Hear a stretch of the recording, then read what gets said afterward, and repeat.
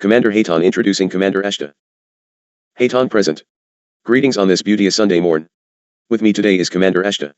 You have been aware of his presence for several days, but he graciously waited the finishing of the manual segment. He wishes to speak to you once, and I would most appreciate it, Dharma, if you would entertain him. Lessons for receivers, Hayton.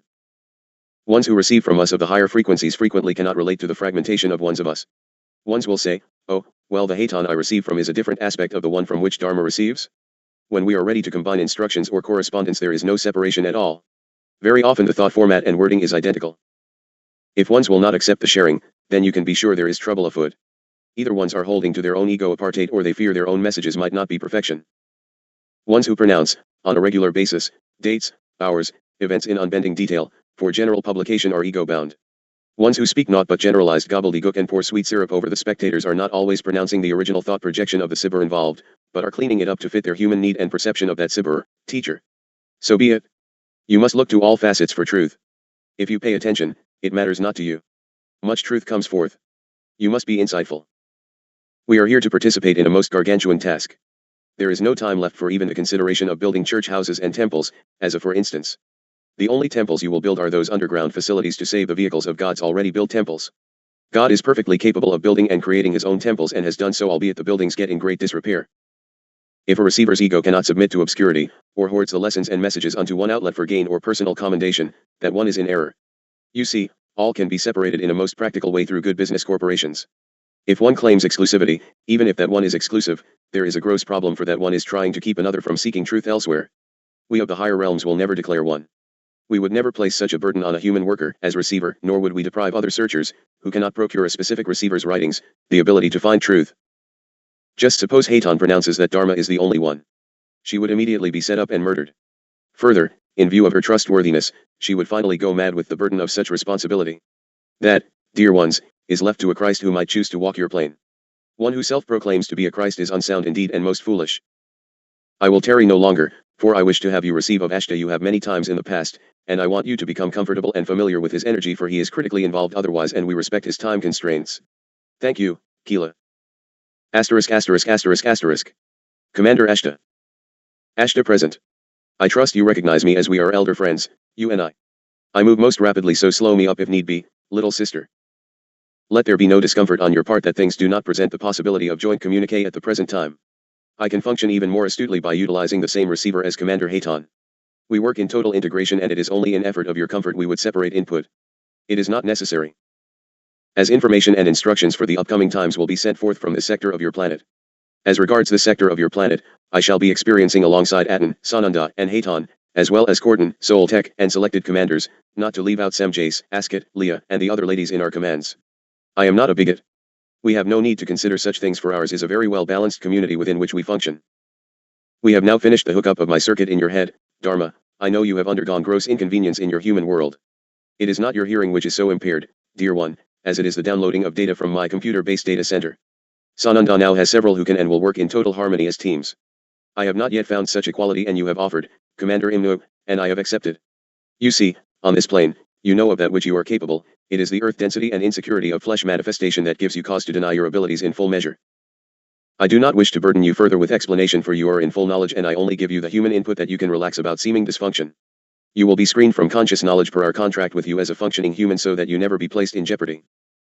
It is very near the timing for we of the fleet to begin to make ourselves known in visible format. At this time it is still too dangerous, quite frankly, to you ones who are earth-based. Yours is not to entertain the masses with space stories, but rather to give forth instructions for evacuation and transition necessities. There has been such an abundance of silly nonsense put forth in efforts to discredit us. Hayton trained you well, in that you are surrounded by dark brothers, but they seldom get close enough to count coup on you. It may seem most bothersome to clear thy spaces of our adversaries over and over, ad nauseam, but crucial, and it is the only way to open the circuits to receive assistance and clarity in your own receiving. We cause you to obtain books and written material for only one purpose, your protection. If, for instance, a survival guideline list is in perfection and already published, we will utilize that list so that you are not targeted as sole knowledge point. Further, it is our effort always to acknowledge contributions of ones in human format for their service. These records will be a portion of the very foundation of historical data for this evolution time period. Some ones, such as Judas Iscariot, have waited long to have their earth experience cleaned. Others have given gifts in lack of realization to their fellow man. They have now arrived at the contribution mark of acknowledgement for their service. As a for instance, I would like to acknowledge ones Arthur Robinson, PhD, and Gary North, PhD, who have cared enough to compile a survival shelter blueprint to offer unto you ones, that you might have a chance to survive. I also honor their relations and attachments, for there is great contribution of those ones, where there is such heavy workload. Further, it gives us a parliament for expressing formal notice to the adversaries of you ones who are our base units. Every time the shield is allowed to be pierced, you become vulnerable. There are very few of you left who have not been tainted in some degree. It is always the association with ego and the desire to please ones in your space, as well as gain accolades for self. There is naught wrong with appreciation of yourself or receiving appreciation and adoration of ones about you. It is the heart willingness to share and give all that is required, not always the actual giving of it. You must be willing to forfeit all human need for acknowledgement as if you never existed at all upon your plane. It does not mean it will be thus, it means you must be prepared and willing if it should be required. When we need immediate integration of input, you may not tarry even a moment in self-thought about the sharing. It cannot be. You will only have brief moments in which to act. Thy brother's literal life will be at stake. There must be no hesitation to give instantly what is required. No royalty up here. In these higher frequencies, we use labels only for your convenience. We recognize solely by energy patterns. We not only do not bear royal titles, but find them abhorrent. A simple summons of Ashtar or Haton rings our frequency circuit on switch. We only function in a post of expertise and duty, not one above another as entities. Ones who place such royal titles upon our beings are doing so in self-ego in order to pronounce their self-proclaimed importance for working with us. There must, however, be means of description, and sometimes definition of words have been misrepresented. For instance, the word priestess means, simply, a mediatory agent. You ones make it into some royal hoopla that means great splendor and degrades the label itself.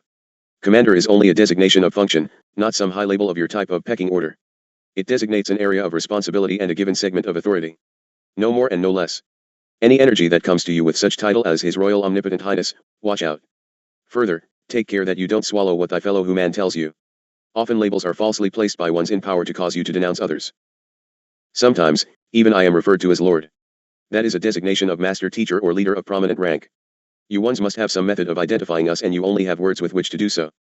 Unfortunately, the dark adversary has corrupted the word so that you have no longer a correct definition. Just as with Jesus, that is a word that is Greek and means the anointed one. It was neither accurate for the one, Emmanuel, who now bears the identifying insignia of Sananda, nor his name. It has grown to be accepted as his name, and incorrectly so. It has further been so misused and abused that it rings untrue with the masses because of the incorrect stories attached to that name. His name was called Emmanuel, spelled Jmanuel. He has now fulfilled all initiations and has reached his perfection. Creator calls him Sananda. Is that not good enough for you? He is known by many, many names. It matters not to the energy form by what name you label him, for he responds to the energy vibration of the call. You must look beyond the limits of your insufficient manifestation. So it is. Dharma, you have grown well, Keela. Your brothers heard my message of 2 years ago and you have accepted your discipline. With you we are greatly pleased. We give great gratitude and appreciation. You, and the ones with you, have sacrificed in human ways, to fulfill your work. We honor, and salute them. Their works are of no less importance, it is only that as a community team your works had to have prerogative. I give humble gratitude to you and Oberly and the precious ones who work at thy side. I also give recognition and gratitude to the ones who have stepped aside and allowed the time for the learning process. It will be no less burdensome. You will have even less time for participation in life games and associations, but for this have ye come to Earth at this time of transition. I shall move to standby. Commander Haton indicates release of the frequency. Sananda gives blessings unto you beloved ones. Salu, salu, salu. I take leave. I am Ashtar. Chapter 2. Rec number 4 Ashtar. Sun, Sep 3, 1989,4:30 AM, Year 3, Day 018. Sunday, September 3, 1989. Thank you for your welcome, Dharma. Ashtar present in the service of the One of Radiance, one with the Radiant One. I think I note a tinge of concern that I may displace some of the stature of our beloved Haton by my taking your fingers and circuitry. Not so, Keela. When you have taken on a commander's role for a specific purpose and your higher recognition is atten, I think no one will steal away any thunder. So be it. Who is Ashtar? Who is Ashtar? I suppose great volumes of stuff have been written about Ashtar, the entity. I will endeavor to identify myself so that flourishes are not added by cherished ones. I have been called a Christian commander from Venus, a supreme director in charge of all of the spiritual program for your planet. That, I believe, came from your own beloved Gabriel Green. I am honored, but I believe it would be more suitable to state that I am a dominant commander from the etheric realms. Here, I always confront trouble, for your words do not actually define my position. I shall attempt at simple explanation. I have been around for a very, very long time, under the sponsorship, I suppose is a good enough word, of Lord Michael and the great central sun government of this, your galaxy. I suppose I rank overall second in command. I am not a discarnate energy, spirit, I am an etheric being. I have never taken human embodiment upon planet Earth. Many have inferred such, it is not true. I have been far too involved with affairs of the universe to prattle around in human format on Earth. I serve at a very high involvement as a member of the councils scattered throughout this universal sector, serving in an advisory capacity at strategic levels of intergalactic affairs. I share responsibility with Isu Emmanuel, Jesus, Sananda for the airborne divisions of the Brotherhood of Light. When I mention numbers of involved extraterrestrial persons involved in this Earth project, attached to my command, I usually lose my audience, for you have no concept of the massive fleets of ships involved. I speak in multiple millions.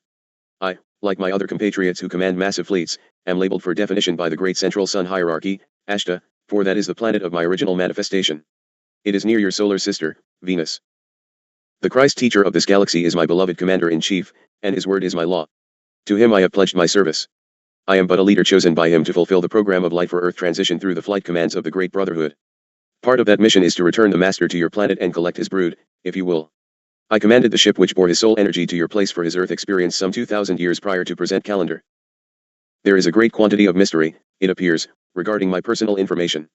That mystery regarding my person is of absolutely no consequence to me, but it seems of interest to some of you. I am somewhat small of stature compared to Haton, for I am only approximately 7 of your counting feet in height. A physician would consider me quite anemic on your plane, for I am almost white in complexion.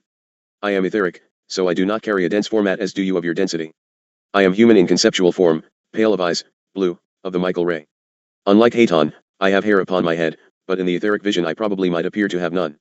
I do not know how to describe myself, and my brothers, here, are having great sport at my expense. I have a few good attributes, however. I am considered to be compassionate and understanding. I am impatient, quick of movement and totally passionate to unbending, regarding the teachings and principles of our Radiant One, Sananda. I am probably considered severe only to a slightly lesser degree than is Haton. Unpleasant as this may be to you ones, Sananda is more severe than either of us. He is total perfection, so there is no comparison to be made, but, you follow the laws of the creation and the God law, or you get some severe knocks upon thy ears. Etheria/Etherians. The fleets of Etheria stationed within the sector known as Share represent what is now called the Confederation of Planets for Peace. By the way, your planet is more frequently referred to as Shan. We are a branch of the Greater Federation of Free Worlds, which comprises the totality of the space commands throughout the Omniverse. While my own administration is local to the commands of this solar system, I am not restricted to the sector in my service, for I represent our system in the councils of other galaxies and universes throughout the vast cosmos. From time to time I have served in positions of higher responsibilities in those councils. I would like to further discuss Etherians, for there is always misunderstanding thereof. I do not have a fleshly body like yours that is, bounded by flesh. But it is possible for me to make my being quite visible to your optics by changes in my 6 Bratry rate to coincide with a specific optical frequency. I am normally invisible to you, just as are our ships. I am often asked if other etheric beings are visible to me.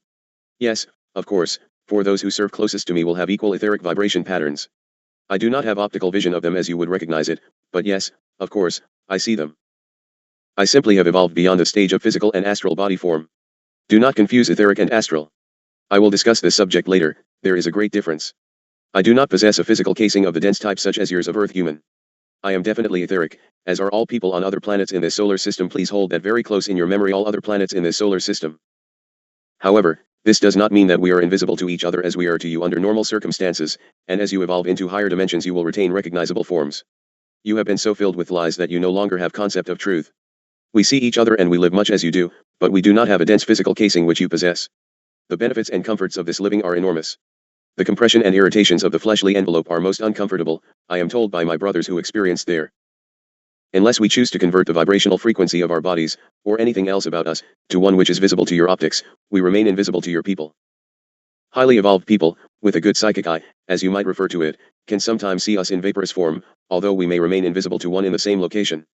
Further, if one can see us, it is usually intended, and the conversion is so complete that a physical person encountering us will perceive that we too are physical.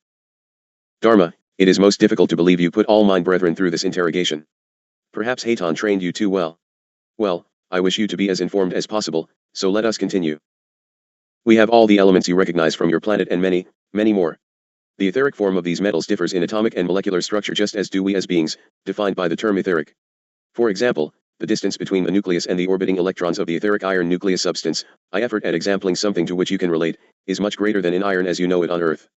This permits the atoms of earthly steel or other Shan metals to pass through the atoms of etheric steel in such a manner that nothing happens to either form. All etheric matter vibrates at a much higher rate than does its earth counterpart. Under certain circumstances, however, as in the presence of certain atmospheric conditions and gases, our ships will be visible. Or, the controlling intelligence of the craft can cause visibility. While in the etheric form, even a spacecraft measuring many miles in diameter cannot be damaged or injured by physical matter, nor can its contents, for all are vibrating at equal frequency. When the vibration is slowed to match Earth manifestation, all are vulnerable, just as would be your own manifested matter.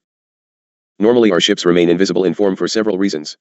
There are millions of ships out here, and if we functioned in your visual frequency, you wouldn't be able to move off the ground. This way, we do not interfere with you children playing pilot. Further, it would terrify you ones in mass consciousness. You have to now move without your solar system to encounter other humanoid forms like yourselves. All of your other planets at this present time in your solar system are inhabited by etheric beings. I speak of outside the Earth-Moon system in your solar system. As you know, on your Earth planet there are two kinds of beings, physical and astral. At the present time almost all of the astral realms of your planet have been taken to safety elsewhere. Space people and spirit people. I will speak of differences between space people and spirit people, though I feel completely uncomfortable in that I fear you may not understand. The differences are great, although to the cursory glance it may seem that space people are spirits. However, it all comes down to a matter of the condition in which we dwell. We are etheric beings, in your expression. By this, I mean that we live upon a higher plane of existence. We are not discarnate in the sense of having no bodies. We have etheric bodies which are counterparts of your bodies, but which are made of a more tenuous substance, and which are not subject in the same way to gravitational effects. The etheric state in which we dwell is one of many on an ascending evolutionary scale to which we all belong. You too. Above us, for example, are beings more highly evolved than are we by as great a chasm as there is between ourselves and you Earth human. This is not meant in any derogatory sense towards you, but merely as a factual statement about the scales on which we dwell. Upon our plane of life we have much the same type of existence as you do, although it is free of the corruptions, crimes, and undesirable elements which are to be worked out of a being's life streams before he may pass into the etheric state. We do not participate in things of flesh nature, cohabitation, etc., although we have families and responsibilities much as yours. Earth is a testing ground, one of many hundreds of thousands of testing grounds in the universe where beings evolve upwards on the scale of life, working constantly towards junction with the Great One as the ultimate attainment of all existence. We upon the etheric planes pass on to higher planes just as do you from Earth, when qualified to do so. This transformation on your plane is termed death. To us, it is merely a transformer interposed between us and the next level of life to which we ascend. We will stress once more, the greatest factor in the way of a proper grasp of the true story of life on your planet is the conception of death as the end of all existence. Nothing could be further from truth. Upon your place, you must serve out an evolutionary period before you can ascend to higher worlds. The fleshly bodies which you have are part of a plan to aid your working through that scale of existence. Earth equals bottom of ladder. At your level of density, second density, third dimension, you must endure savage crimes, strife, wars, and violence. The Great One, God, in his wisdom, has seen fit to use the fleshly body as the most convenient method of taking care of this almost elemental stage of development. I believe I will avoid the discussion of reincarnation, etc., or the numbers of discarnate souls in your astral plane, for there are only ones there now that have been carefully planned to be there, and that is not of this subject matter. We have bodies of a tenuous but, nonetheless, real substance, vibrating at a rate much greater than your own. Spirit people are dwelling in astral form who cannot go beyond the astral form without serving out a life existence that accords growth in properness. Be cautious in contacting spirits from the astral planes. They are very apt to play some pretty ugly pranks upon you in your fun and games. Further, you have now been requested to stop holding to those ones that they may be placed in security and safety. I was most pleased and eager to place myself at the disposal of Michael and the Central Sun hierarchy. I have a great dedication to honor and service with integrity. I am stationed immediately at the right hand of my beloved Sananda, and I rarely leave that position, at least, theoretically. I will defend against the most ardent foe of truth, as taught by the Master, the laws of universal creation. I respect those of the Satanistic realms and fleets as a creation of the Father Creator, but I will confront and abolish their devastating programs and will assist you in any way possible to stop their restrictions of man's freedom. No fortune telling. Before I take leave this evening, I wish to make a comment or two, for I have been summoned by you once prior to this. That was, I believe, regarding my personal interactions on a personal level on your place. This is for others who receive of this information. There are many erroneous claims made by those who crave personal publicity and attention. Anyone who attempts to invest us with powers of divination and announce themselves the recipients of information pertaining to the private affairs of individuals, unless they apply to serious matters of national, groupings, instruction for service, international or galactic importance, are guilty of falsification. Only insofar as they affect our plans, which must of necessity depend to a considerable extent on the understanding and cooperation of dwellers on your planet, will we pay any attention to your own purely personal problems by prying into the future for answers to your queries. I believe Hayton has thoroughly versed you on that account. No fortune telling. Souls must struggle with their own growth problems as every other soul has ever had to do. We have not indulged in fortune-telling as a sponsored activity because of the need of the soul to make its own choices and decisions. If it involves our programs in which we are a major player, we will make corrections. We do not impinge upon nor hinder the freedom of man's free will to choose his pathway and actions. We strongly adhere to the freedom of man to be exercised and permitted without interference from another. If a commitment has been made for participation with us, however, we will continue to persistently urge you to fulfill that commitment. So be it. Enough for today, little friend. I feel as if I have jumped through some cute little hoops, but I will let you have your fun, for your hours of service are long and you have such human curiosity. I am indebted for your service. I will take my leave before I launch off into the realms of space fleets and diagrams of Federation, galactic status, and things of that nature. Perhaps we can get Ashtar out of the way tomorrow, for I want to lead you right into the subject of evil. Which, for those of you who think otherwise, does exist and is about to annihilate you as a species. So be it, and blessings from these stations. I will move to stand by that you might bring this portion to a close. Adonai, Ashtar out. Chapter 3. Rec number 1 Ashtar. Monday, September 4th, 1989, 6:30 a.m., Year 3, Day 019. Monday, September 4th, 1989. Ashtar to resume, please. I salute you and a new and wondrous cycle upon your place. I come in service unto the Radiant One, the Mother/Father Source, and humble in the joy of the creation. See your goal. Above all, you must have belief and desire, and then you must move forth with persistence and tenacity. You must allow resilience and endurance to be your sustenance. See your goal and never take your eyes from it. Put your hand and trust in the Master Teacher, for he will lead you through the quagmire of evil about you. It is the only way you shall make it through the earth experience in wholeness. I might give you insight at this point, from experience in this particular commission under which I now function. I will tell you that which I told my crew with whom I served in the early beginnings of this mission. Commander Soltech was given a great and impossible task of bringing current all records of Earth changes and plotting probable upcoming changes. In addition, he would serve as a full commander within the ordinary functioning of a fleet, be ready for evacuation of our people from your place in the midst of great upheavals, etc. We only had a small task force of ships allotted to Earth supervision. I told him what I now tell you. We will endeavor to expand ourselves and to be everywhere at once with our unlimited abilities to do so. You must have dogged determination in any situation, under all stresses. You are man and you have been created to excel in all manner and measure. I demand never to hear you say, I cannot. Man was created infinite and unlimited. Take your banner and become that which you were created to be. We grew in those times and we will fill the needs of this time. We became the eyes of God surrounding your little planet, and we expanded our highest level, and we were literally where we were not. We relied not on our craft, for that limited us to inferiority of function. We became unlimited, as is our creative right. Eventually more craft were added, divisions of responsibilities were assigned, and the mission expanded continually unto the point of tremendous scope that it is today. We found that if one chose to relinquish portions of his agreed upon function, or fell to the wayside for any reason, we filled the gap and moved onward. We simply make a way where there is no way. You will do likewise. There are few of you to do the impossible. You are doing it now, one step at a time, one day at a time. I know of that which you are capable, and you shall simply grow to that capability. If ones do not participate or fail to carry their fair share of the load, we will pick it up and waste no time with fiddling. We will simply move forward. We are speaking of a transition of a planet and the placement of millions of your species. If I appear to have the discipline of a hardened military personality, so be it. Without discipline and determination of goal for accomplishment, you will always be but unfinished perfection.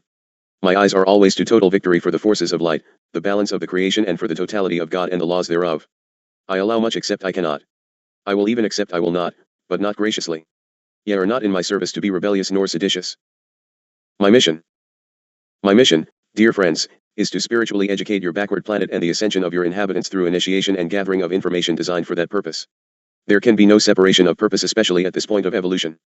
You cannot hold to one job thinking it isolated and separate from another. There is no longer ability for separation, there is simply one phenomenal job to be accomplished in a very short period of what you recognize and label time. It is the time at hand where man moves on or off. We of the Cosmic Brotherhood of Light are at station and on constant alert. We are ready now. We get you polished and prepared quickly, quickly, quickly. Ye have great and grand glories and experiences to bring into your consciousness, things which are long forgotten, for you old souls and teammates. You will enjoy your journey back home, old friends. I have ever been the one in command of the starship, which is peculiarly the etheric navigational vehicle for the beloved Master. I was placed in command of that ship which brought and released the soul of Emmanuel Sananda. I brought him home when that experience was finished, and I shall bring him forth again. He has commanded the hosts of these realms. As we have prepared sufficient space and facilities for each of the beings of Earth, it is now time that we remind the humans of their direction and allow knowledge and truth to return into consciousness, that they might avail themselves of these gracious preparations. God has promised man a last opportunity. Chances are all gone.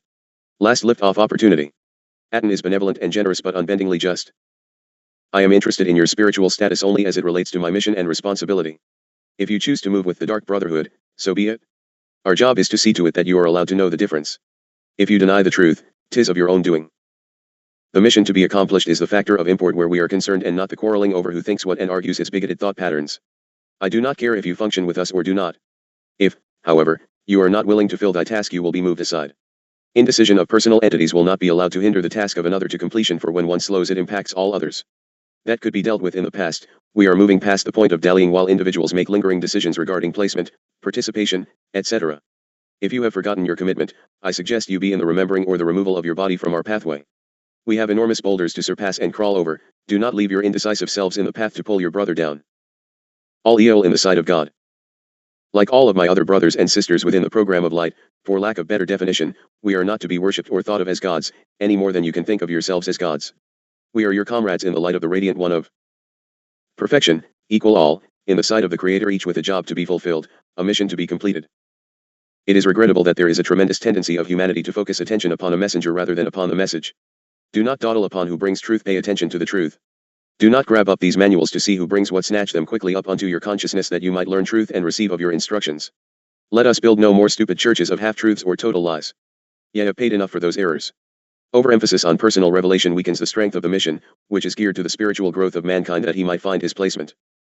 If I could label my responsibilities in order of importance to the overall, I would take the one as protector and defender. My mission is as a protector of humanity and the fate of planet Earth, at this time, as well as a defender protector of the solar system and its affairs. Fortunately, or unfortunately as the case may be, you are both. My experience is at a high administrative level with the archangels. Some have even projected me to be Gabriel, I think because of my connection with Sananda. I am not Gabriel, but Gabriel is most close to my space at all times. There is, however, another of the archangels with whom I am what you would call interchangeable. That has naught to do with this subject, and I request that you ones in my command give no further thought to it at this time. When we meet in conference, I want no personal tidbits in thy minds. The mission is great, my personal interchanges are of no consequence to you whatsoever. I am efforting at clearing up prominent questions that we may drop the subject henceforth. I hope you hear and understand my meaning in clarity. Do not prompt forth my sternness and severe personality aspects.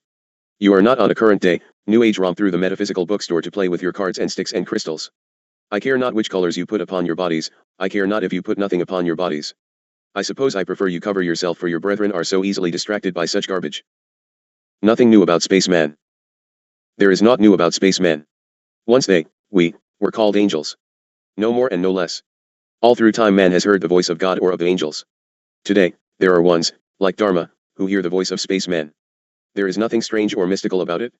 She is monitored and attuned to frequencies specific to several of us of this dimension. Further, she is wired to receive signals much as your radio transmissions. She is a receiver and translator. She takes our mental projection codes and translates them into your language, or rather, her data system picks up our blips and bleeps. They come through at such speed as to be a shrill whistle of differing tonal levels. There is absolutely nothing miraculous at all. It is her accepted duty. She is prominent in what we unceremoniously refer to as Sector Share, Shan Project. Commander Hayton will usually give code numbers of your binary digit system to represent TS72S13. That identifies project and vortex location. We know exactly where every man, woman, child, and ship is at all times, both on your surface and here. I have often been referred to as a computer. Well, I do have all the Akashic records stored in my own computer data banks. A majority of that information is now being downloaded into Dharma's data system, whereby her terminal can be instantly accessed. She is what you ones would call a carrier, for she does not have knowledge of the codes to access the information on her own. Just as a computer, she has agreed to make available information via our code signals. We are your link to the higher celestial spheres and our own within the great network of holy spirits, whose primary function is to get mankind awake and receiving in order to become enlightened.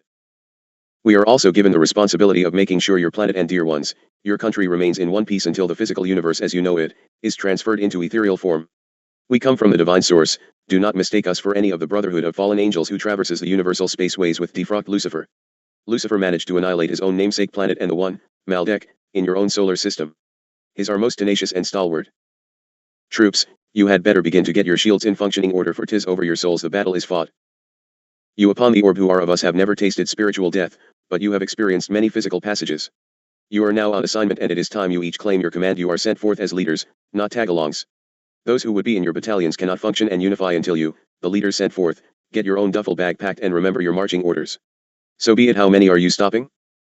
Before this generation is through, you will observe the greatest celestial activity ever witnessed from your planet, as our so-called clouds of heaven, silver clouds, Dharma, arrive in great numbers and defy your wind as they remain, or oppose it. That is why it is mentioned that Christ's very return shall be on the clouds of heaven. They are the vehicles, when fully materialized. You witness them in your spaces, just above your surface, and you fail to recognize us. Emmanuel referred to us specifically when he said, "These come as my angels, to reap that which has been sown, to divide and set asunder the tares from the wheat, to gather the wheat into my barn. For I am the householder who cometh at the end of the day for an account from his servants, and to give to all men justly in the manner given by them to me." Sananda speaks. Those who come in my name go from heart, sealing them against that day and marking them for deliverance and safety from all that would destroy. So, I shall call unto those who follow me, to listen to the voices of these who come from other worlds, and harden not your hearts against their words nor practices. Rather, lift up love unto them and desire for their coming, for they are the angels of the harvest. I am Sananda who now speaks, and this is my message to the world. Heed it most carefully, for you are within the time allotted for thy transition. Who will recognize of me? Take note of that which mine commanders share with thee, for your days are numbered. Will you come home with me, or will ye be too long in the loitering? I place mine seal and the seal of Aten upon these messages, that you do not misunderstand that which has come into thy personal grasp. Ashtar returned. Ashta to return. I am not an office called Ashta, a sitter to hound thy reactors. I am a person, even as you are a person, and not a title. I exist and am not a myth. I am not a non-entity, neither am I from the second density. I am a being and not an influence, a soldier of the light and not a ghost. Yes, I have had many imitators, but strong-hearted ones have not been deceived, for that is impossible. Accusers have sought to bring reproach upon my name as a designed strategy, but I continue on faithfully, doing my duty to God and his creation. I expect you once to do likewise. If that is stern, then I am most stern. When we are busy in dedicated service, and we have never been more occupied, to the cause of light, we have neither the time nor the energy to pause to waste on your ever-present critics and attackers. You will waste no time on such either. Do I make myself quite clear? It does not and has not perturbed my deportment one iota when accusations have been formed to discredit my words or my person. I expect no less from you. You will be guided when you need to make personal statements to thy news press, etc. Do not enter into doctrinal quarrels nor fabrication accusations. 'Tis not of thy business what others think of you nor of us. Discrepancy naturally enters when souls are quick to accept what another has said, even when that one has been proven incorrect, and to further enlarge and dogmatize the thought form. Have your fun and jollies, but do not take it with seriousness. God is also humor, and it will be all that will save your sanity on many an occasion. If you are without something to do, enjoy your quibbling, but you of mind should never be without something to do of great purpose. Let me note about gossip or attitudes of any sort.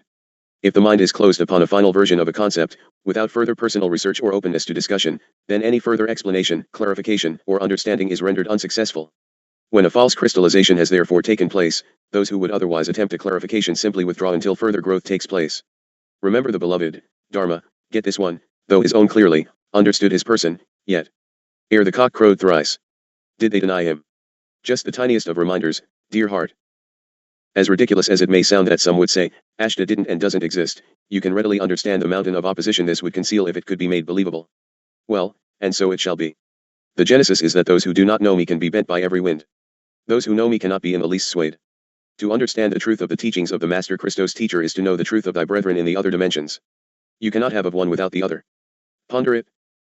Blessed is your land. I do not function alone, dear ones, I have the hosts of heaven at my call. Germain, Michael, I cannot name them all. Yours is a blessed land, and I mean your country. It is distressed and possessed, but it is blessed and shall be tended with loving, nurturing care through its tribulation, for from it is destined to come the new. What a blessed gift. In your land, those voices that are raised in the interest of true freedom for all men, who have any influencing force of note, are soon slain or removed. Great ones of your dimension who have attempted to raise their voices in the cause of freedom eventually fall into the hands of their assassins. When there was uniting, however, to a wondrous cause, ye ones rallied and joined into one force, and then joined your commands with those of your allies and moved as an allied unit. I take no note of individuals, I take note of the unity and what can be accomplished in unity for truth and wisdom. During those times of your history, organization, not chaos, was predominant. Ye must have order and deliberation of organized action to prevail. If there were times upon your dense experience whereby ones could unite, can you not do of it for your own liberation? Do you believe that we of the higher worlds are any less capable than ye of earth? So be it. Would we not also disdain disorder and chaos, we who can see beyond what you can see, know beyond what you know? Would we not also see the value of joining our scattered energies into one united effort toward the goal of guarding and guidance of Earth? Therefore, as your allied command had its leaders, so our allied command has its leaders. All commanders work in unison and love throughout the galaxy. Thus do we strive as one, as do you who serve this light from your dimension.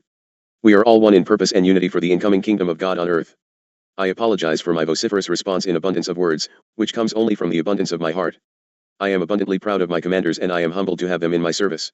I cannot give credit to each without writing another entire manual, but I am so indebted to a few, such as Commander Corton, that I must mention his label and give credit. He has arranged the entire of the communications network in superb perfection against great odds. There will come a day when men of Earth will rise up and understand each of our roles. We salute you and all that we embody, as well as all that we shall accomplish for the fulfillment of the will of God and in service unto the creation. Receive you these words with our blessings and benediction. I move to stand by, Dharma, that you might have respite.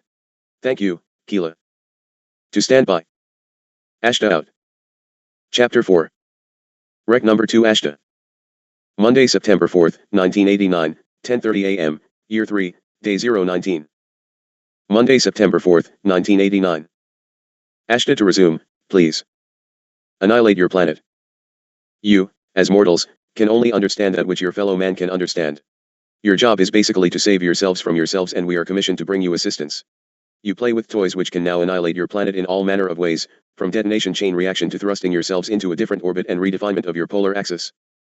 Some years past, in your sequence, your nuclear physicists penetrated the book of knowledge and discovered how to explode the atom. That knowledge was reduced to atrocious results, but that was not your pitiful downfall. Your demise as a functioning planet was written with the explosion of the hydrogen element. This element is life-giving, along with some 5 other elements in the air you breathe, in the water you drink, in the composition of your physical self. In much of your material planet is this life-giving atomic substance, hydrogen. Efforts in this field of science have been most successful, to the extent that they are not content to rest on the accolades of a power beyond their use, not content with the entire destruction of an entire city at a time. They must have something even more destructive. Well, now they have it. They now have ability to extinguish life on your planet. They are actually destroying a life-giving element of the creative intelligence, tinkering with a formula they do not comprehend. We have made every effort to be heard and accepted by your government, for it would appear man's desire is to continue war on this planet, Shan. We are convinced that there is deliberate determination to extinguish humanity and turn your planet into a burned-out cinder or a gaseous ball of energy. It has happened elsewhere. We are, thereby, determined it will not happen again. Contact since late 1940s. Our missions are peaceful and have been since early input in your late 1940s and early 50s. We have maintained this contact from that calendar timing. The governments on your planet have conceded that we are of a higher intelligence. They must also concede that we are of a higher authority. We do not need enter your buildings to know what is going forth. We, further, have the formula they would like to use. It is not intended for use in destruction. We are now granted intervention in some categories of experimentation. You are most critically in constant danger. You are such a tiny portion of the universe that you cannot perceive that which you do. There are countless wondrous worlds that are in the universe, as countless, for they are continually in change and formation. Your sun, as you call it, is but one of the smaller stars in the heavens. So far distant are many of the stars of even your own specific universe, that their light takes some 300,000 years to come to you. The light from your sun takes some 8 minutes of your counting to reach to Shan. The light from your moon takes but 1 second and 3/4. Can you perceive 300,000 years? Going around these stars in orbits greater and smaller are many, many planets where there dwell beings often as you, yourselves. I speak only of your universe. Beyond these are many universes greater and even more wondrous than that which is your own. How great is the Almighty Source who created all these wondrous places, planets, and suns, for all become one in the magnificent workings of the creation. Can you imagine the power and the glory of Him who made all things, when you realize that the light of the star nearest to your sun takes at least 4.5 years to reach you? My dear children, pray and revere the Almighty beyond all else save the creation itself. He is all of all, and He has given unto each of you a spark of Himself, just as He has given unto all of you as a fragment. How magnificent and how wonderful! How desirable it is that you should make the spark that He has given to you evolve to such a wondrous extent, that it can eventually be taken again unto that eternal light. Cycled back once again unto itself. Your sun, as you know, is of incredible energy mass and of great power, and the electricity which comes forth from it is very great. The rays that come to you could be most injurious, but the Almighty surrounded your planet with a wonderful envelope which you call an atmosphere so that the dangerous energy rays could not pass through. I would like to describe it as a birthing process in which you now find yourselves involved. Let us say the world fetus is grown unto birthing. The surrounding container walls have thinned. The uterine structure is stressed to bursting, the cervix is thinned and effacing. You are no longer resting in security and safety. Further, you have just about used up all the available life-sustaining substances within your container. The birthing is at hand. Man must choose between light and dark. Mankind must choose his own pathway. It is his decision to make individual by individual and then as a whole. He will either join the Christ forces or the dark forces, there is no in between. Mankind must be informed of events to come. It will be required that they be understood. Much of what happens in the physical sense will be dependent upon how well man can come into understanding and where he will place his energy input. It is apparent at this moment that most are moving into the dark recesses. That, however, can be changed most quickly and much relief brought to bear. The tremendous battle is for the minds of men on earth. We are come from the etheric realms, because of the job we must do on your plane in helping to prepare you and others like you for the days of change ahead of you. This tie must remain and it must be ever strengthened. We of space are bound to no one but the Christ, our Lord, commander of all light, wisdom, and love. You must be aware of all the negativity of men around you. Now you must be aware of that negation which is being released through the fourth dimension, which will burst forth to confound and confront the mind and body of man upon the third dimension. The masses are not prepared for this in any measure. It will rest upon your shoulders to bring as much understanding as is possible to those you know who will be stricken with panic and terror. This is not the lower astral sphere of which I speak. This is a far more gruesome aspect of life than is that aspect of astral placement. The knowledge of the Christ light and the protection it gives is of major importance, as it is the only real protection a third dimension being has against attack. Doors of matter with all the locks you can conjure mean nothing to this rampaging evil that in itself knows no laws. I care not for your creed or color. As for the ancient of ancients, they have known the Christ path, though it might be called by other labels. Ye shall not escape by claiming ignorance. It is concept. Call in the protection of God. You will call in the protection of the higher light source to protect and surround you as a plasmic shield 10,000 times a day if required, and it is required. Our help is directly balanced with your own effort past that we cannot step, so do not be found asleep at your switches. This is a warning to all to whom this message will contact. I speak with urgency to all who stand with the lighted forces in this greatest of all confrontations. The time for piddling about is coming to a halt. The lower levels of the astral plane have been swept clean. This cleansing will cause sharp upswings in crime and perversion of all types and natures. Confusion and fear shall rule man of earth. The masses will need to rearrange energy fields, and they do not, by nature, know how to do this, or even that a rebalance must take place. Your position within the light is only as secure as is your desire to remain therein, so cling to the light, and remember that we here are beside you on whatever path you may find yourself tomorrow, or a year from tomorrow, as long as your goal is spiritual understanding, knowledge in wisdom and truth.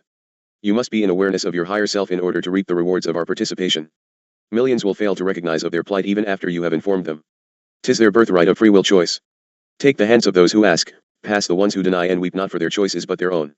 You must not wallow in the deprivation of their refusal to see nor hear. Ye must learn to release of those ones unto their own itinerary. 'Tis not of your business. More about our mission. I will speak now about our mission. Your planet is in imminent crisis of cataclysmic upheavals because of disruptions in the magnetic field. Vibration havoc is all about you. Let us call it vibrational terrorism. You are plagued by all the prophetic realizations of the ending great cycle. You are overflowed with hatred one of another, wars, murder, and your nuclear experiments have all but eliminated any balance in your vortices. There is already a slow slippage of your poles, and it will continue to tilt further on its axis. This will cause massive changes and destruction to the surface of your planet through resulting earthquakes, tidal waves, volcanoes, and windstorms of unprecedented velocities. We are granted limited intercession to allow for holding in our energy networks, your planet in somewhat stable support. We were, however, required to withdraw the ring of energy generators, ships, from your mid-belt in your 1988, March. At the same time, our commanders were required to remove constant stabilization of your major fault systems. Local and isolated intervention is allowed on emergency status, as with your San Andreas and other localized slippage points. This is to allow arrangements for placing foundations of survival placements outside the coastal areas. It is most complicated indeed. Further, it is not given to me the right to speak of these things in this document. We have been encircling your planet for a long period of time. We have hundreds of fleets of craft in your sector. Some of our motherships are more than 100 of your counting miles in diameter, containing gardens, cities, and accommodations for literally millions of people. We represent a great alliance for peace through the Intergalactic Council, whose authority comes from the spiritual hierarchy of the solar system. Sananda is the highest commander of the alliance. We represent a confederation of planets, all of whom have long given up wars, etc. as solutions to problems. Because we are of great number and variety, you get conflicting accounts of our descriptions when your people see us. We are of many a spiritual design and come from a different dimension. Just as you vary in specifics from location to location on your planet, magnify it by the universe and you shall begin to understand. Of course, we could subdue you if that were to be our desire. It is not. Our technology is awesome, and that might be a grossly understated fact. All ones in the Alliance for Peace from the Intergalactic Council are forbidden to interfere in the affairs of the souls of any planet and their evolution, without the approval of the government, of that planet. The penalty for unauthorized interference is immediate annihilation of the interfering species. A rather heavy penalty, I would suggest. The only exception is, when the laws of the universe are violated, we may interfere with the other members of the universe. An example is nuclear-powered war. It will not be permitted except on a limited basis contained within your confines. Nuclear detonations not only kill the human body, but also severely damage the soul energy matter and inflict tremendous trauma to that soul entity. As a matter of fact, along with your games comes now the ability to kill soul matter. Atomic war is one of the 3 cataclysms which will trigger your evacuation from the planet Earth. We have revealed ourselves to many various individuals on the planet. We attend your high-level summit meetings. We have thousands of representatives walking, working, and living among you now. Some of you may recognize them, most will not, until you come into harmony of circuitry. Your governments are hostile. We have worked with your government, in an effort to assist through advanced technology, but we are continually met with hostility. We are often fired upon with your silly missiles. For your confirmation, Commander Hayton's ship was fired upon above Vandenberg Air Force Base on your night of October 29, 1987. It happens frequently, for we have been granted permission to stop all nuclear devices destined for our realms of space beyond 150 miles from your surface. Funny thing, he manifested the craft, turned on the blue dome lights, projected the light beams to form a solar cross, and still your television and government called him ice crystals and told you there was a perfect launch while you could even visualize the heat-seeking zigzag missile trail. Hayton gave you a running account, and the officer on the communications desk at Vandenberg came public with the story. He was sanctioned by the military, and we intercepted his transfer to place him in security. Your military, which protects you, we're going to do a little mind operation to ensure he never speaks such nonsense again. Most often it is called murder. Well, for the most part in our manifested density to match yours, we can pass for any other human. The truth is, most of us look and are just like you in appearance. Most of us evolved from the same source eons and eons past. However, unlike you people of Earth, we learned to live peacefully and to direct our energy and technology outward into the universe in the spirit of brotherhood of man. You continue to act like primitive idiots. Our technology is based upon the natural physical laws of the universe, which includes the light which flows out from the Creator God and the energy of magnetism. Because of our knowledge of universal law, our very being consists of a higher level of vibration than does Shan humans. You see, every particle of the universe consists of molecules whose center contains an atom around which electrons and protons revolve. Each molecule of a differing molecular structure vibrates at a different frequency also. You do have some major misconceptions about many things. For instance, you think you are drawn into a given spawn. No, you are compressed and contained. For instance, if you remove or puncture your capsule of skin and muscle, you will fly all apart and scatter helter-skelter. Further, all is a cycle of moving outward and returning in pulsating sequence. But that is for another lesson, or 3000. Let us say a molecule itself is identical in makeup to the universe. Planets revolve around central suns, solar systems, around galaxies, around a central sun. Each molecule vibrates at whatever frequency is appropriate for that particular existence. As one becomes more spiritual in nature, you will tend to thrust to the without, instead of sucking all into the within self.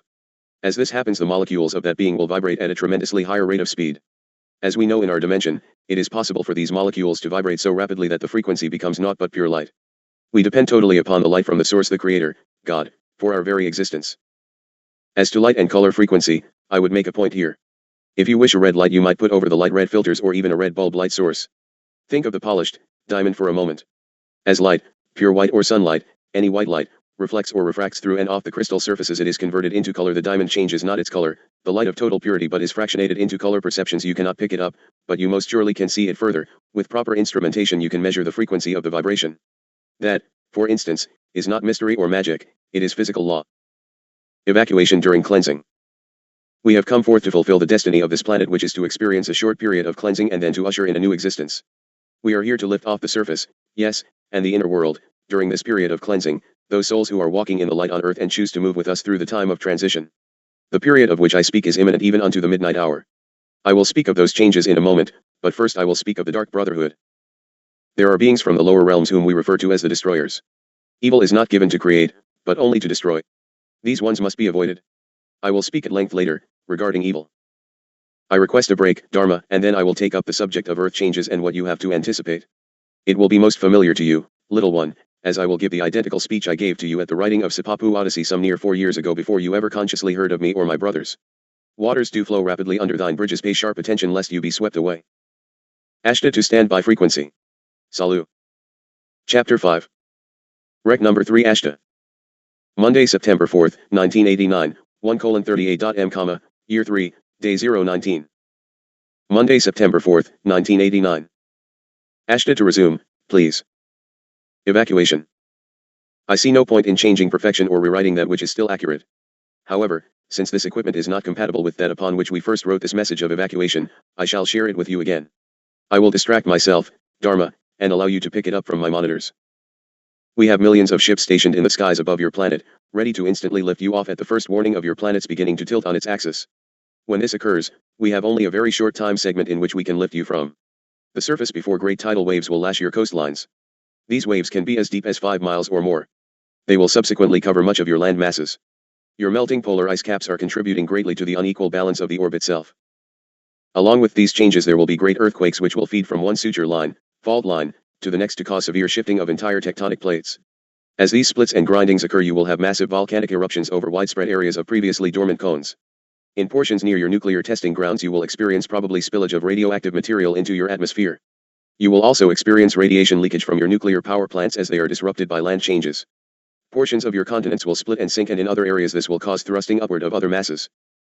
You have had plenty of news about winds, etc. that will accompany these upheavals. There will be upheavals and earthquakes, for instance, that will not trigger evacuation, so I will speak of cataclysmic proportions. We are very experienced in the evacuation of populations of planets. It would be grand if this were not necessary to be true, but alas, it is not even all that uncommon for many various reasons. We will stick to yours and what you might expect. We expect, and are practiced and prepared to complete the evacuation of Earth of the souls of light in some 15 minutes, regardless of numbers. Further, we will rescue the souls of light first. Not a bad idea to get on that light list. Our computers are massive and self-updating. Each entity is entered into the system and all changes, to the minute details, are constantly updated. The computers are locked onto the coordinates as designated by your grid ley lines and vortex intersections. At the first indication that there may be need to evacuate, the computers lock onto the location of every energy entity instantly, no matter where might be the location of the human form. Don't concern yourself with that portion, just make sure you keep the signals attuned on an ongoing basis. All children will be lifted. After the souls of light have been evacuated, then the children will all be lifted off. The children are considered to be non-accountable, so they will be evacuated to special ships to be cared for until they can be reunited with their parents or placed for indefinite care and tending. We have ones well trained for the specific task of handling the children and their trauma. Many may be put into sleep for a period of time to help them overcome their fear and anxiety. Our computer system is far, far beyond anything ever used thus far on Earth in this age. It can locate parents of specific children wherever they may be and notify one another of safety or status. The children will be lifted to safety during the evacuation, so do not give undue thought to them. Do not seek to unite before lift-off. Tend to yourself and we will tend to confusion. After the evacuation of the children, the invitation will be extended to all remaining souls on the planet to join us. However, this will be for only a very, very short time period, perhaps another 15 minutes or so. There is abundant space for all ones, but because the atmosphere by that elapsed amount of time will be filled with fire, flying debris, poisonous smoke, and because the magnetic field of your planet will be disturbed, we will have to leave your atmosphere very quickly, or we, also, with our craft will perish. He who hesitates is therefore, he who steps into our levitation beams first will be lifted first. Any hesitation on your part would mean the end of your third-dimensional existence you call the physical body. This brings us to the most serious and difficult part of the evacuation. As mentioned earlier, souls of light have a higher vibration frequency than do those who are more closely tied to the Earth and Earth concepts and actions. Well, since our levitation beams, which will be lifting you off the surface of the planet, are very close to the same thing as your electrical charges as you recognize them, those of low vibrational frequency may not be able to withstand the high frequency of the levitation beams without departing the third-dimensional body. We will get as close as possible so the beam time span is lessened, but it must still be from quite a high altitude. When a beam ship lands in normal times to invite ones aboard, it is customary to land the craft or hover quite close to your surface. Then our own ones will accompany any entity aboard. It will not be thusly done at evacuation liftoff. If the soul energy departs the third-dimensional body, there may be opportunity for resuscitation and reconnection, or the soul will be released to be housed in appropriate facilities according to agreement with God. At any rate, you would not be left to experience the havoc on your planet's surface. If you do not decide to step into the levitation beams to be lifted up, you might be one of the few who survive the cleansing and changes. However, during this period of cleansing, there will be great changes in climate, in land masses, for the poles of the planet will have a new orientation. This alone will create untold hardship for the survivors. In some areas of specific location it may be possible to have guides and assistants return, or in some instances, remain as a support system. Remain calm, do not panic. Let me make it very clear as to that which is most detrimental to a successful liftoff. A child we can render unconscious and simply attune the harmonic system. An adult of consenting age must make a choice. Any response of fear lowers your frequency of vibration, thus making you less compatible with the levitation beam frequencies. Therefore, above all else, remain calm. If you cannot get into the beam for any reason, remain calm, we can move the beam. Do not panic. Know that you are in expert hands, hands which have extensive experience in evacuation of planets. We know of that which we are about. I cannot overemphasize this, remain calm. Relax. Do not panic when you step into our levitation beam or when it is focused on you. Do not wave or thrust your body about, the connection is made at energy level, and motion of the physical body is a great distraction. After liftoff you will be taxied by the shuttle, liftoff, craft to our motherships which are anchored even higher above the planet. There you will be taken care of, depending upon your circumstance. Some of you will need medical care, others will be quite wonderful, but hyper-excited and agitated. Some will be frantic over family members, etc. We have expert medical staff that will be there to treat you with highly advanced equipment. Some will simply be placed into a state of sleep until vital signs regain normal status. You will be fed and housed until such time as transfer elsewhere is advisable. Some of you will be taken to cities on other planets to be trained in advanced technology before being returned to the planet Earth to start rebuilding. This will all be determined by counseling or pre-arrangement. Children will be reunited with parents and families, etc. Your wondrously beautiful planet is destined to be a most beautiful star within the universe. For long she has waited to take her place of glory. She shall be a beauteous planet of light. Here, you can rejoin the remainder of the universe in brotherly love and fellowship within the lighted brotherhood of man with God the Creator. Do not scoff at these words, people of earth. We are sent forth and come willingly and in love of you as our brothers in a great time of distress. As surely as the sun shines from the east to the west, so shall these things shortly come to pass. Let us be prepared, please. No warning. The cataclysms will begin abruptly without warning. Everything will happen so fast you will not have any time to think. Think carefully on these things now and effort to come into balance before it grows too late for choice. There will be ones running about in total confusion, in pain, injured. It will be as if the whole of the universe is falling in upon you. Much of what you perceive as your universe will be so doing, I assure you. So what will you do? Ideally, you will plan now. You will then remain totally calm and without fear and await the light beams. Then step into the levitation beams or remain stationary that we might affix onto you. The beams flow from the underneath center of the craft and frankly, it can be much like a huge suction cleaner whereby all happens very quickly. I suggest you do whatever you can to allow us to come into your sectors without hostility. It appears all probabilities of avoiding this untoward event are past. We see no changes in magnitude of perceptions of such proportions that would alter the course of events. So be it, we will continue to work diligently with that which we are given. Administration. Let us speak a bit of the administering of this program. As commander for this solar system and its various volunteer units from many areas of space, it is my responsibility to coordinate efforts of the many fleets as they touch into the mission of Shan. When these various factions of force are not thus involved, then, of course, they are self-regulatory and guided under their own supervision.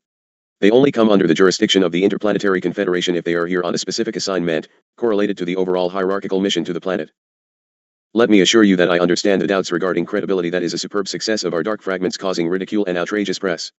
I realize there are ones out there claiming to be goddesses and rainbow-caped freaks of mammoth personality and ego breakdown. It is for you to look beyond and into truth. It is why you of our co-workers must not be other than professional and credible. Continue as you are, except clean up your attitudes. You will get nowhere by just being. No one of our busy workers needs another iota of responsibility. Tend of yourselves. Quit your silly games. Who can possibly give credibility to one with purple satin capes blowing in the wind, purple hair with sage bushes stuck hither and yon, and chanting unintelligible garbage? There is nothing about us that is hard to understand, and God needs only thee and he. All else is baggage you will leave behind at all circumstance. We have supplies for you. We will take your animal and feathered pets and place them in safety. When God prepares a place for you, he does a most efficient job of it. All the remainder of this New Age nonsense is exactly that nonsense, and will most surely hinder your progress. So be it. There are many from other places in the cosmos who will come simply of their own volition and their own purposes. To these, we merely extend our hospitality and our accord. The exception to the rule would be any of those who come for reasons that would be harmful to the planet or its inhabitants. These ones are carefully policed and, if deviant, are escorted beyond the system and sent about their other affairs. Those remaining close are expected to participate if needed and stay completely clear of interference at any evacuation alert. There are often replacement fleets that come to relieve others of their tour of duty.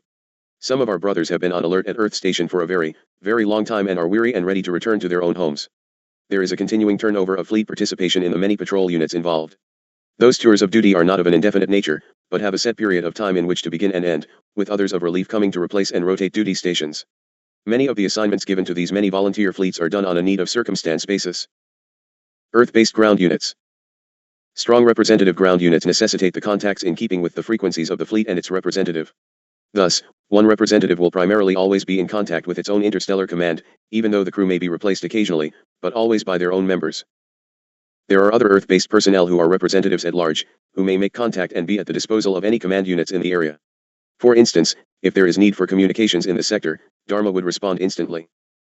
There would rarely be need of such, for all craft would first be instructed to contact our fleet ship, and thus the sequence of information. Remember that each base or unit does at all times have its personal craft hovering within its vortex for personal immediate relaying of messages to or from that unit. This station or platform never changes, although the persons involved might be removed temporarily for rest and relaxation, to return later. All of our signals, beams, and contacts are relayed to our messengers through the medium of these individual platforms of contact. Sometimes the terminals are aboard command ships, as in this case. In the atmosphere, assuming the craft or platform to be within the atmosphere, there is an identifying beam projection for identification purposes to those who patrol the flight paths. The beam projection identifies the particular command sponsoring the base unit. Because of the crystal communication center located at this particular location, there is constant action in your heavens.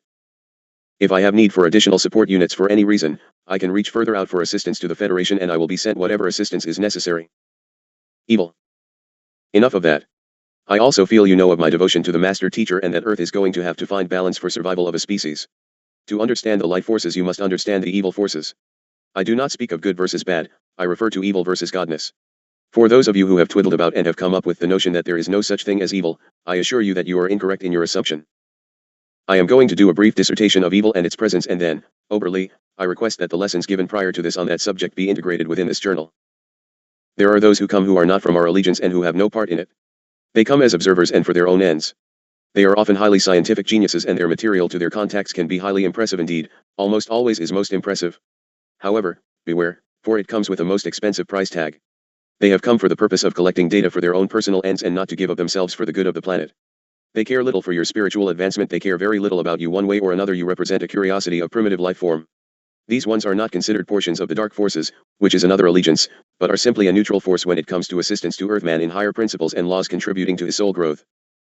There are many worlds out there, dear ones, many galaxies with individual solar systems and within other universes. You will experience with ones most similar to your species. But the others travel the pathways among the stars and planets. They are under universal law and will not interfere with your transition, although many will be drawn for the experience. The so-called dark forces are those of our own galaxy who are openly opposed to the Brotherhood of Light, its principles and standards and goals for mankind and the planet Earth. They would seize the planet if that were a possibility.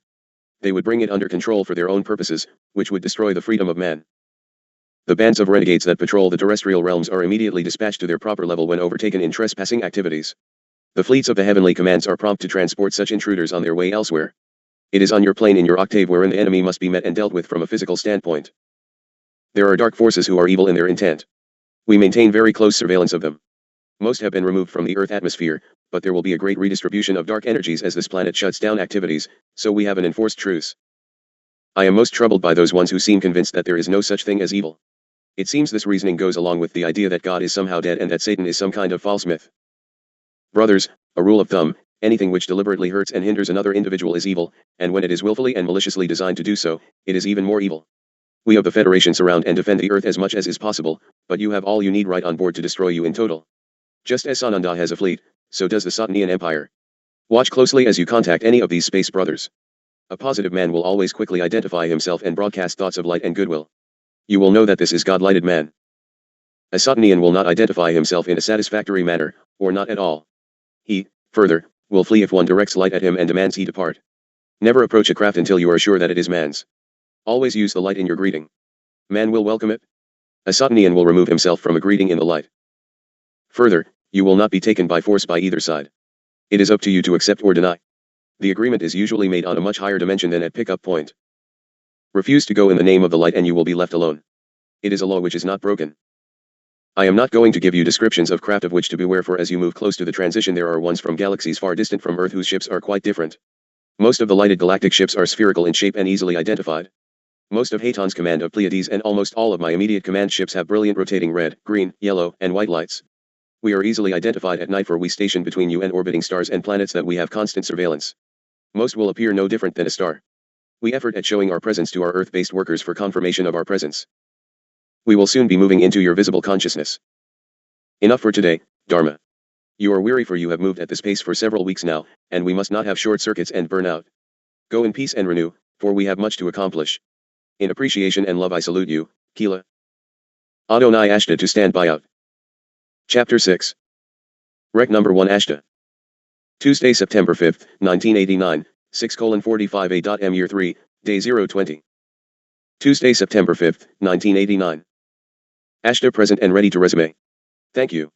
You should be acquainted with my energy field, Dharma, to the extent you will recognize me anywhere. Work at that, Kila, for there will be times, little one, that we have not time for more than the pronouncement of a thought pattern. Control is in the hands of evil. You once do not wish to have more on evil or good or dash. No, until you recognize, and we see you blunder constantly, you will not be given further advancement. I do not talk of discernment and judgment, I speak of your very ability to stay physically alive. Unfortunately, your world now runs on evil.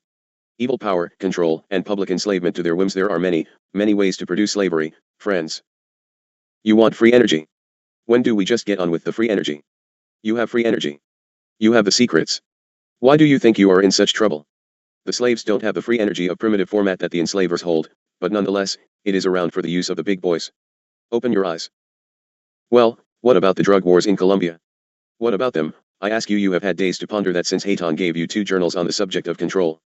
Stop and ponder a moment. Why do you think? Yes, of course, the drug lords are overstepping their bounds.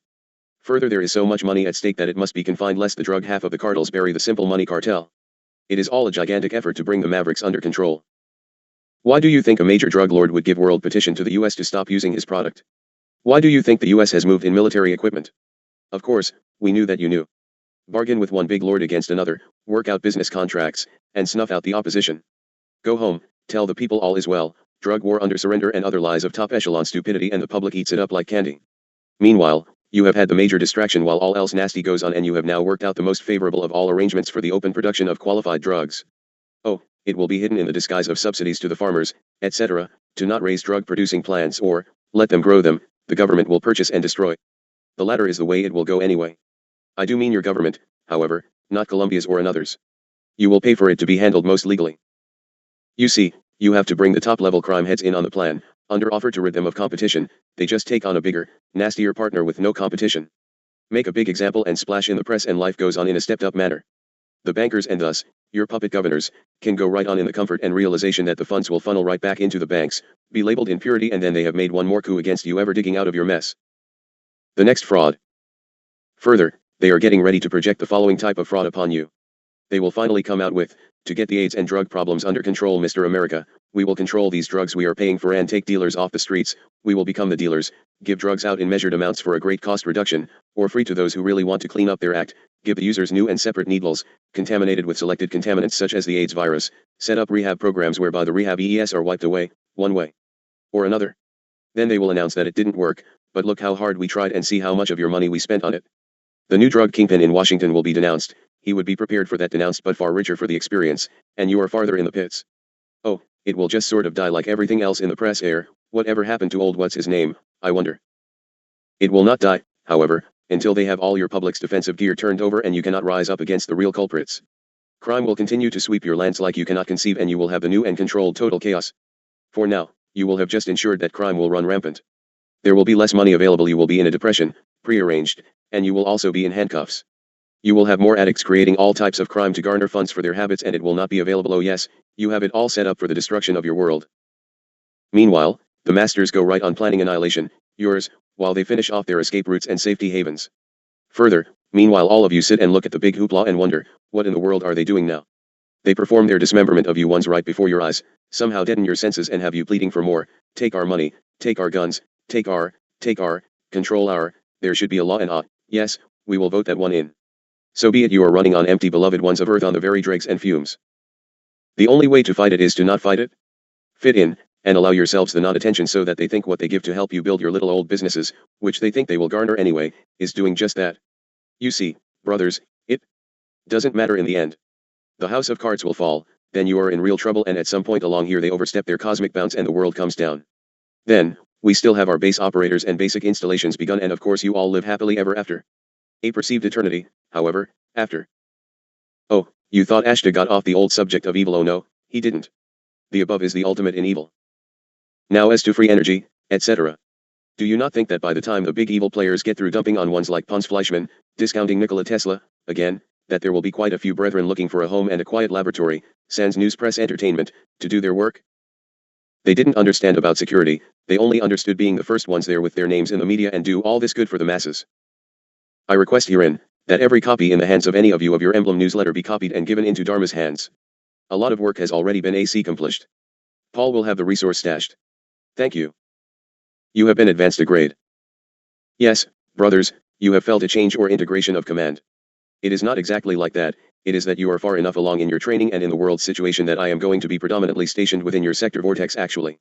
I honor and salute all of you ones in both this realm and yours for a job superbly well done. I am no greater than any other who has spoken with you or given instructions. It is that my duty has kept me elsewhere through your training, and I serve as, what would you say, the Master Jesus Ananda's commandant. Now, a nasty poke at Dharma. I actually witnessed her watching an evangelical program last night where he asked those in the audience, do you really know Jesus? Do you even know if you know Jesus? Does he light up your heart so that you have a pounding, constantly, of his presence? If you aren't sure, raise up your hand.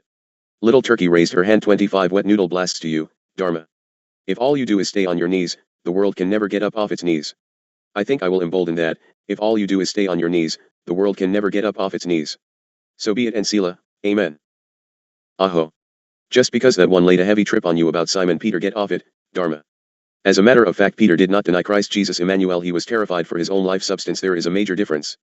Every time a so-called church argues over doctrine of man input, it, as an entire group, is denying Christ. And, brothers, it is more than any 3 times in one day. Paul did not intentionally deny Christ or relay nasty lies on purpose. Do you not see, it had to be thusly done? And now, you must come into the acceptance of angels from the heavens, which we most surely are, my dear friends. How dark brothers work. Oh dear ones, even the above paragraph shows you how subtle your dark brothers really are. How better to shut down Dharma than to allow her to believe that perhaps she does not really believe. If truth can be stopped before it breathes in the light of day, darkness is ensured. Let us work for a stillborn, the dark ones will cry. No, little sparrow, you will write and write and write until it is finished. You are all simply unaware of the traps which the darker forces lay for the unwary constantly, at every moment of your existence, every moment. The temptations of the dark brothers, as they are called, can be so very subtle, so subtle that even those on the path will never realize it and will be led away from their task, led astray or certainly, weakened in their resolve. I am going to lay out in plain language, the means by which the forces of darkness attempt to draw human souls into the downward spiral. I insist you read it carefully, along with all information projected by other entities in this document. You must know your enemy. In short, you must know the powers that oppose man's spiritual progress, for the forces will always strike through your humanness. Do not be mistaken into believing the dark brotherhood just hang around waiting to gain your soul and toss you off into some perceived hell. Nay, they are not that stupid. Rather, they, you might say, act as testing agents for the race of man. Forces whose task it is to weed out from among the human flock those who are not developed enough to allow them to move forward into the higher ground of spiritual achievement. Now, don't go forth and misunderstand this statement, for I am not finished. Read on, please. There are too many of you who half read, half project, misinterpret, usually for others also, and glance at a thing and toss it aside as not for me or ill-written, or any number of other cop-out excuses. It is for you. The Dark Brotherhood brothers, how about DBBs, know that many souls would not be taken in by their seductions, that many individuals can perceive clearly whenever attempts are made to draw them away from the light. But they also know that multitudes of incarnated individuals on Earth plane have allowed the attractions of pleasure and materialism, addictions, and tunnel vision to sway them. They know that worry, self-pity, hatred, resentment, grief and judgment cause every living entity with ability to reason, to be clouded in perception. They further know that even the most devoted worker will have self-doubts and therefore, must be attacked in like manner so the victim does not note the attack. Usually the DBBs won't waste time on the firm believers who remain firm in the truth. But for you ones who can do them in, you are under constant fusillade. I mean, constant even in your sleep if you do not call for our protection in your absence of control of self. The real origin of the species. Now, here I will lose some, but it is to be stated at any rate. Truth is not what you want to hear, truth is. Let me speak of the origin of these entities we will call the DBBs. Remember, the early phase of the human race is far different from that which is believed by scientists and evangelists. You did not evolve upwardly from unicellular creatures which appeared in the primeval swamps or slowly cooling earth some millions of years ago. Some life forms were allowed to develop through natural selection, but evolution processes as outlined by Darwin and others, are extremely limited and Mr. Darwin would be the first to tell you so. Pay attention, almost all the life forms that evolved through natural selection from unicellular creatures are now extinct, and those that have continued to the present are mainly of the lizard variety, all being cold-blooded creatures of relatively simple metabolism and with no prospect of ever evolving into forms capable of emotional or mental experiences of man. Warm-blooded life forms on your planet were seeded onto the surface of the planet and originate in other parts of the galaxy or cosmos. Often, specimens were deliberately brought to Earth in vehicles and left to procreate on their own. This was the case for most of the early root races of man, although in at least one case a root race was developed on the Earth itself by genetic engineers who were from another star system, using certain techniques now recognized by man and called cloning. Sound familiar? It is necessary to know truth of origin of man to fully understand this subject matter. You must know that man has been the recipient of many additions and inputs from other levels and other parts of this galaxy. Acquisition of the soul. A most significant addition to humanity occurred hundreds of thousands of years ago, when entities from a higher plane, an astral one, do not confuse with ethereal as pertains, say, to myself, came to Earth, took on physical forms and proceeded to interbreed with mankind as he was at that time. As a result of this miscegenation between the groups, a number of mutations occurred in the offspring, as will always occur with crossbreeding of species, sometimes giving rise to creatures which would be looked upon now as quite fantastic. Among the mutations was one change which had extremely profound consequences for the human race. This was basically the acquisition of the soul. Further, until the addition of this interesting phenomenon, the human grouping did not express or experience death. This, too, will seem quite without credibility to many readers hereof. However, it may help to understand that mankind did not have the same dense corporeality as the animals did and still do. It was not necessary to go through an aging process similar to that which man now knows, because the bodies were capable of deriving from the ambience itself all the necessary energies to sustain life indefinitely. This was aided, at the time, by the presence of an inert gas, known as xenon, in the atmosphere of the Earth at the time. This amounted to some 3% of the total. The rejuvenation of all bodies was also made possible by the fact that the human race was not then subject to the many negative emotional states which are now common. Unknown to man, were self-interest and or pity, hatred, greed, anger, remorse. They simply were unknown emotions. The damage done to bodies in this present time is incalculable. Man now sets about his own demise through these very emotional aspects. Humanity has blinded itself to the truth of this fact. Most ones think it is right to bear resentments against others that they believe have harmed them, that they need to hate one who hates them, and that they have every justification to feel sorry for themselves, or to worry excessively, or to grieve under many circumstances, never realizing that not a single positive effect can ever flow from such negative emotional states. None of these emotions does a thing to the enemy, they only bring back and wreak debilitation upon the projector. All dark emotions only bring harm to the one harboring them, none produce any positive result whatsoever. A quality sought by all entities through the experience of incarnation on the physical plane is the ability to exist apart from any need for a body. This ability was not possessed by individual human beings at the epoch in discussion. It was a characteristic of the human family as a whole, but not of the individual fragments into which the human life stream had divided itself. In order to allow the individual fragments to acquire this quality of permanence without a physical body, there had first to be an experience of the body itself. By living for an extended period in a physical body, the individual fragments of the human life stream would learn to gather their essence, their uniqueness, around the body itself, in a sense to refine their individual essence with reference to the physical body. It was intended that the human life stream, which, prior to its appearance on the earth as man, was far more amalgamated, far more homogeneous and blended together than it is currently, should learn through this initial phase to differentiate itself into separate but coherent individuals. Up until the time of crossbreeding, the process had not been completed. If the different fragments of the human life stream had given up their physical bodies simultaneously, they would not have acquired the necessary self-picture or self-realization to enable them to remain apart from one another. Let us compare to a cup of water tossed into the air. The water would disperse and come down again as a spray, separate droplets. However, if the water is tossed up frozen and returned, then it would return in the original grouping of droplets. Worse, man can be even more defined by the freezing concept. In an analogous sense, the first effect of the freezing of individual human fragments was to make them emotionally colder toward each other. The warmth of emotional affection and love would have promoted a melting of the now more rigid selfness of each individual, and therefore this had to be avoided until a stronger cast of individuality could be molded. Eons passed and the individuality of each fragment did become stronger. However, it is only within the last few thousands of years has it solidified to the point where it is no longer dangerous to allow true love and affection to flower between members of the human family.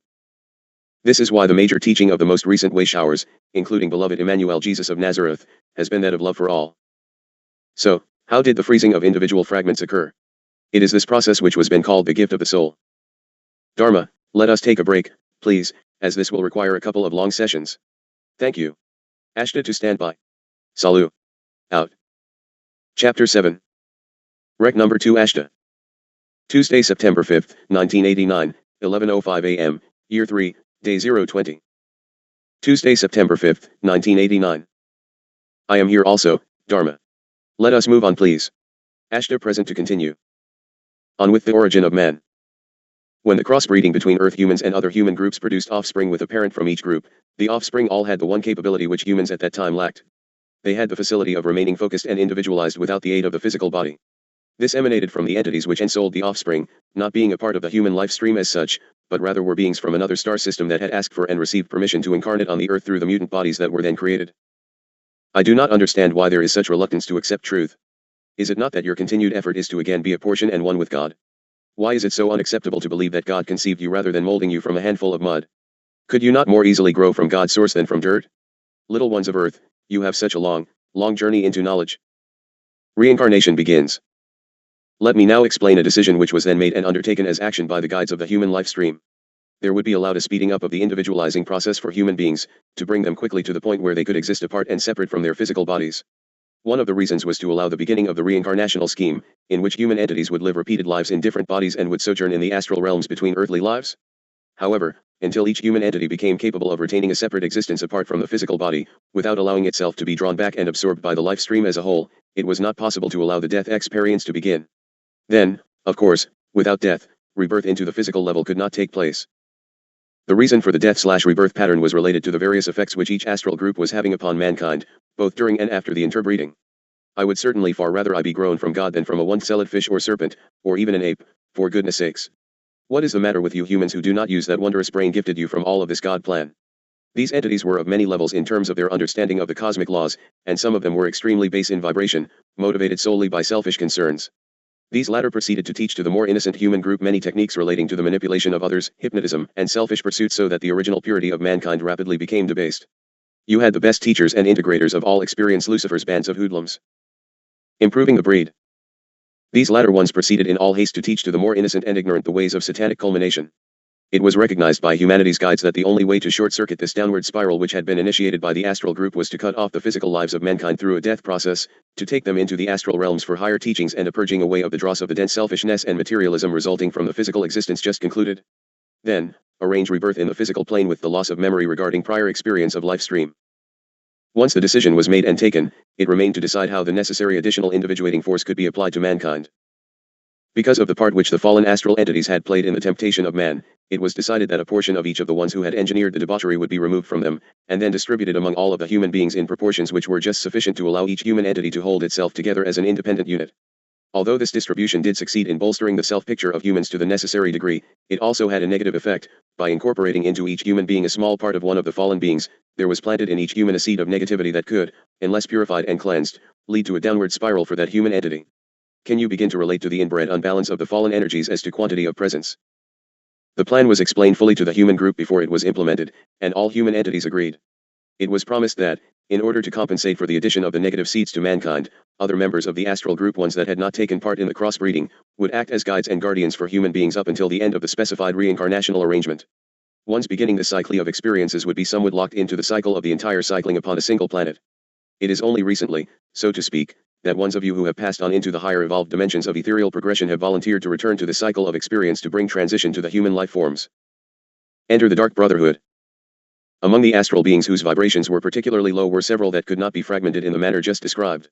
They were the main instigators of the debauchery and the evil teachings that were conveyed to mankind, and for the part they played, the karmic burden was very heavy. These beings were allowed to serve the advancement of the human race in another way, by directing a brotherhood whose duty it would be to try again and again to tempt man away from purity and spiritual advancement. The function of these entities would be to draw the weaker specimens off the path, so that those who remained strong could constitute a group of uniformly dedicated entities who had passed through the tests of selfishness and materialism and had, quote, won. The brotherhood formed is that which we now call the Dark Brotherhood, DB. Although the worst of the fallen astral beings did not contribute fragments to the individuating of the human race, there were others whose vibrations were also extremely low and who did contribute. There was then a problem as to how to decide which of the human group would receive these particularly dark fragments.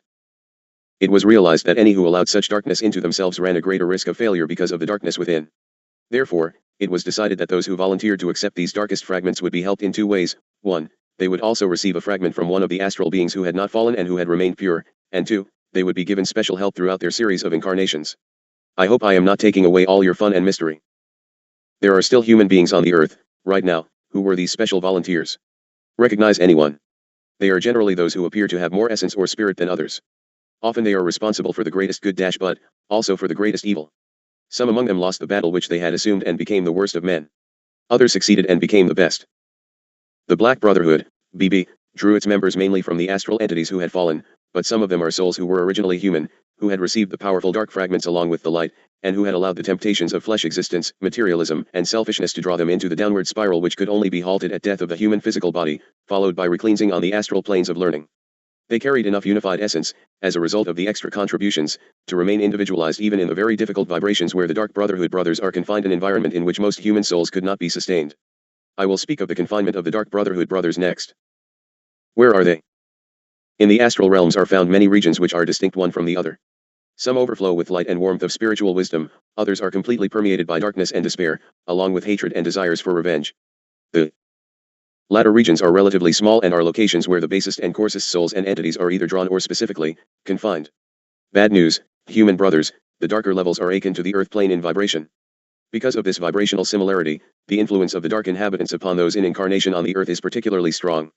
For example, many souls who die after a life of addiction to drugs, drunkenness and debauchery are attracted to the lowest of the astral areas and from there can influence and, in a sense, obsess those who are still in the alive physical format. Their victims are only those who suffer from the same weaknesses and who frequent bars, brothels and other locations of coarseness and debauch. And you once thought it was in your genes. Oops, genes, sick.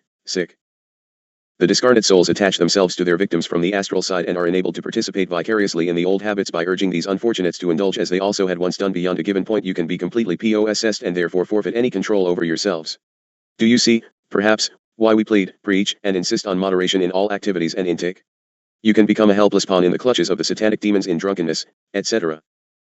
You will be struck harder, if you are what we call a worker and an etheric being involved in this transition circumstance. How better to getcha? They will cause you to take actions which will ensure your own human counterparts, police and justice SYSTEM, to take you out or cause you to take yourself out through suicide or accident. The path of progress. I should note here, however, that these dark souls who are in the lowest and darkest astral levels are not confined permanently to those levels.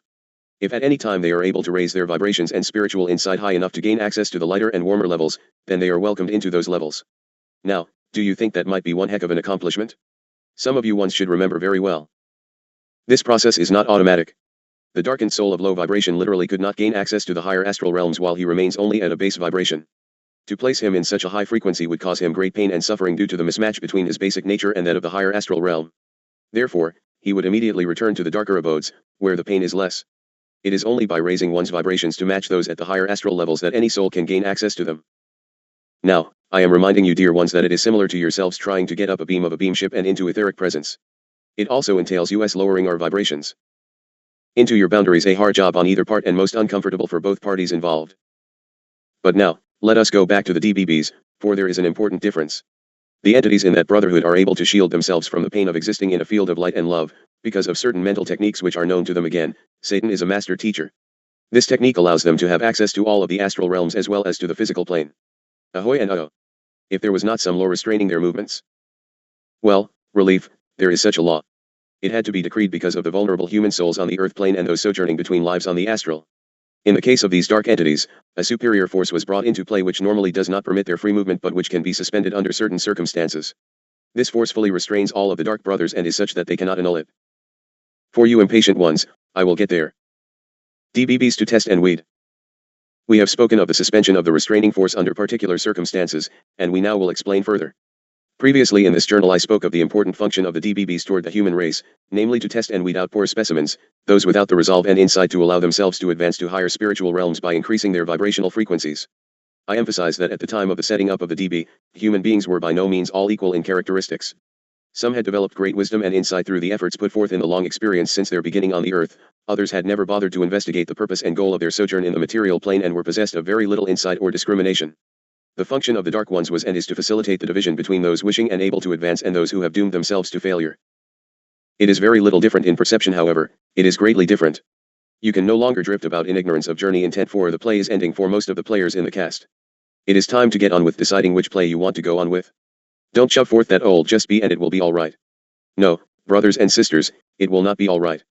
It is time for the choosing up team players, only in this game. You choose your team, not the usual way it's done with the captains of the teams choosing. They, however, allowed to court and tempt you any way they can through mental manipulation and human weakness. But, both teams want strength, so you who are so mamby-pamby you can't even decide what you will do today, aren't either desired particularly or weeded away, you are the ones who end up last in the selection and usually end up the loser. You're new eggers who contribute more damage by being in the way of progress than any other contribution. You do not hinder the Dark Brothers, for you act as obstacles in the path of light. But, they don't particularly want you either, for they know they already have you through weakness and ignorance. You have already drifted your way into what you would identify as your own enemy's camp while you are showing the world how wondrously pure you are. Satan gets a lot of kicks and laughs at your expense, for you will continue to be right on into his eternity. In order to allow the DBBs to carry out their function, it is necessary to allow members, under certain conditions, to gain access to other planes and regions that are normally denied to them. The permission, however, must be properly requested and then granted. The matter is never solely up to the DBBs themselves. When the DB asks to be allowed into a given plane, it must present its reasons, and it must offer something in return to the White Brotherhood, which is the broad term defining the spiritual hierarchy of this planet. For example, we at this level are a part of the White Brotherhood. Generally, any specific request coming from the DB and which involves actions or access normally not allowed them, must be accompanied by an offer of equivalent advantage for the White Brotherhood. Like, what will you give us, WB, if we leave Dharma alone? You can easily see we have not made that particular bargain as of yet. Dharma tested. As these offers and counter-offers are made, they are made before the mighty council and / or cosmic council of the spiritual hierarchy, which may or may not give its assent to the exchange. The final decision is made at a very high plane, effectively beyond the level of any commitment to one side or the other. To be specific with an example, there was a point during the early development of this receiver, like the day before yesterday, no, I jest, for it was a week or so ago, when a spokesman of the DB proposed that they be given access to the receiver for a period of time so they could attempt to move her away from her appointed task.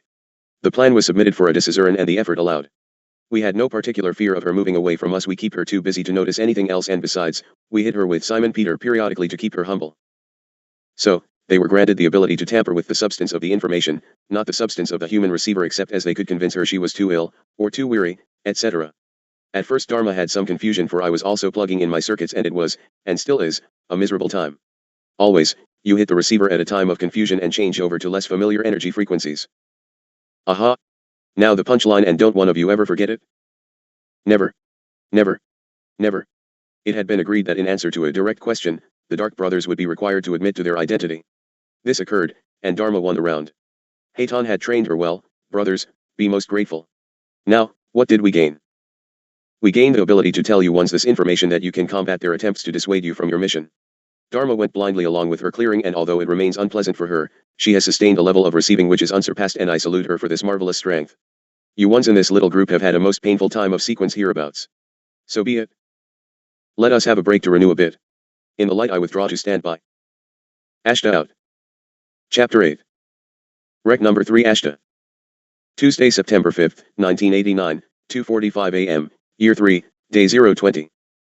Tuesday, September 5th, 1989. Ashtar to continue.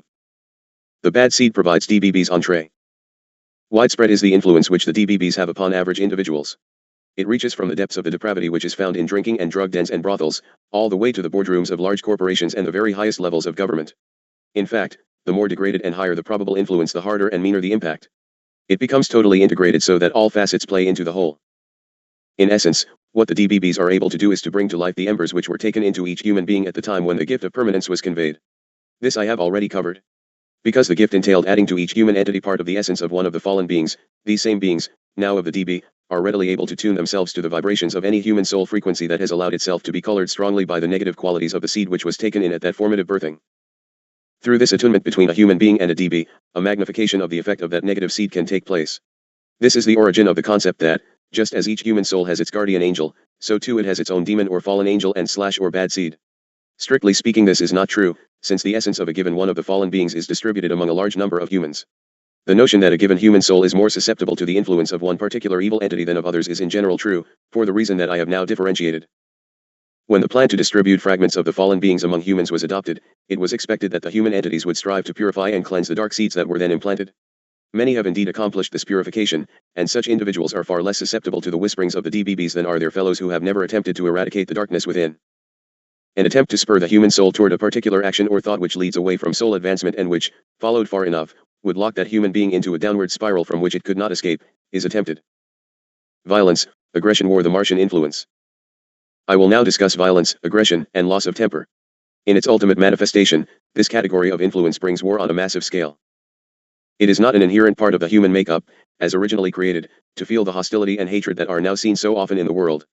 These feelings have been introduced due to the combined effect of the dark seeds taken in at the time of the gift of permanence, together with the influence of the planet which man calls Mars. The red planet harbors an immense thought form of hatred and aggression which can strongly overshadow thoughts and events on the Earth whenever it comes to a close approach. These factors, spurred by the constant efforts of the DB to fan the flames of bitterness and hostility between men, have been sufficient to allow warfare and violence on an unprecedented scale to sweep over this Earth. In some of your Earth countries, notably Iraq and Iran, the hostile attitude has put its foul roots down into the very heart of the nation, darkening almost every citizen with its poison. There is little hope that the bloodshed and horror can be stopped in countries such as these. In actuality, some such countries will completely consume themselves. It will not be until the final death throes of the evil world system that those unfortunate lands will perceive the wrongness of their practices. By that time, however, it will most likely be too late to avoid destruction. Temptation. Next, let us speak of temptation. This relates specifically to the idea of self. While it was always intended that humanity should develop a strong and stable image of the self, there was never any intention that such development should lead to a permanent coldness between humans. Nor was there the aim to allow the selfishness now rampant on the Earth to permit one soul to control or manipulate others for purely personal reasons. Pride, haughtiness, and any manifestations of selfishness have developed only since men learned to think of themselves as better than others, more deserving, more powerful, or whatever, towards power growth of self. Now you put the characteristics onto subliminal tapes and drizzle them into the subconscious to ensure they are nurtured. These attitudes poison relationships between souls and lead to permanent estrangement, producing a coldness and distance which can last over many lives in the joint experiences of souls who have allowed this to occur. Materialism, possessions and atheism. Now, another big one, materialism.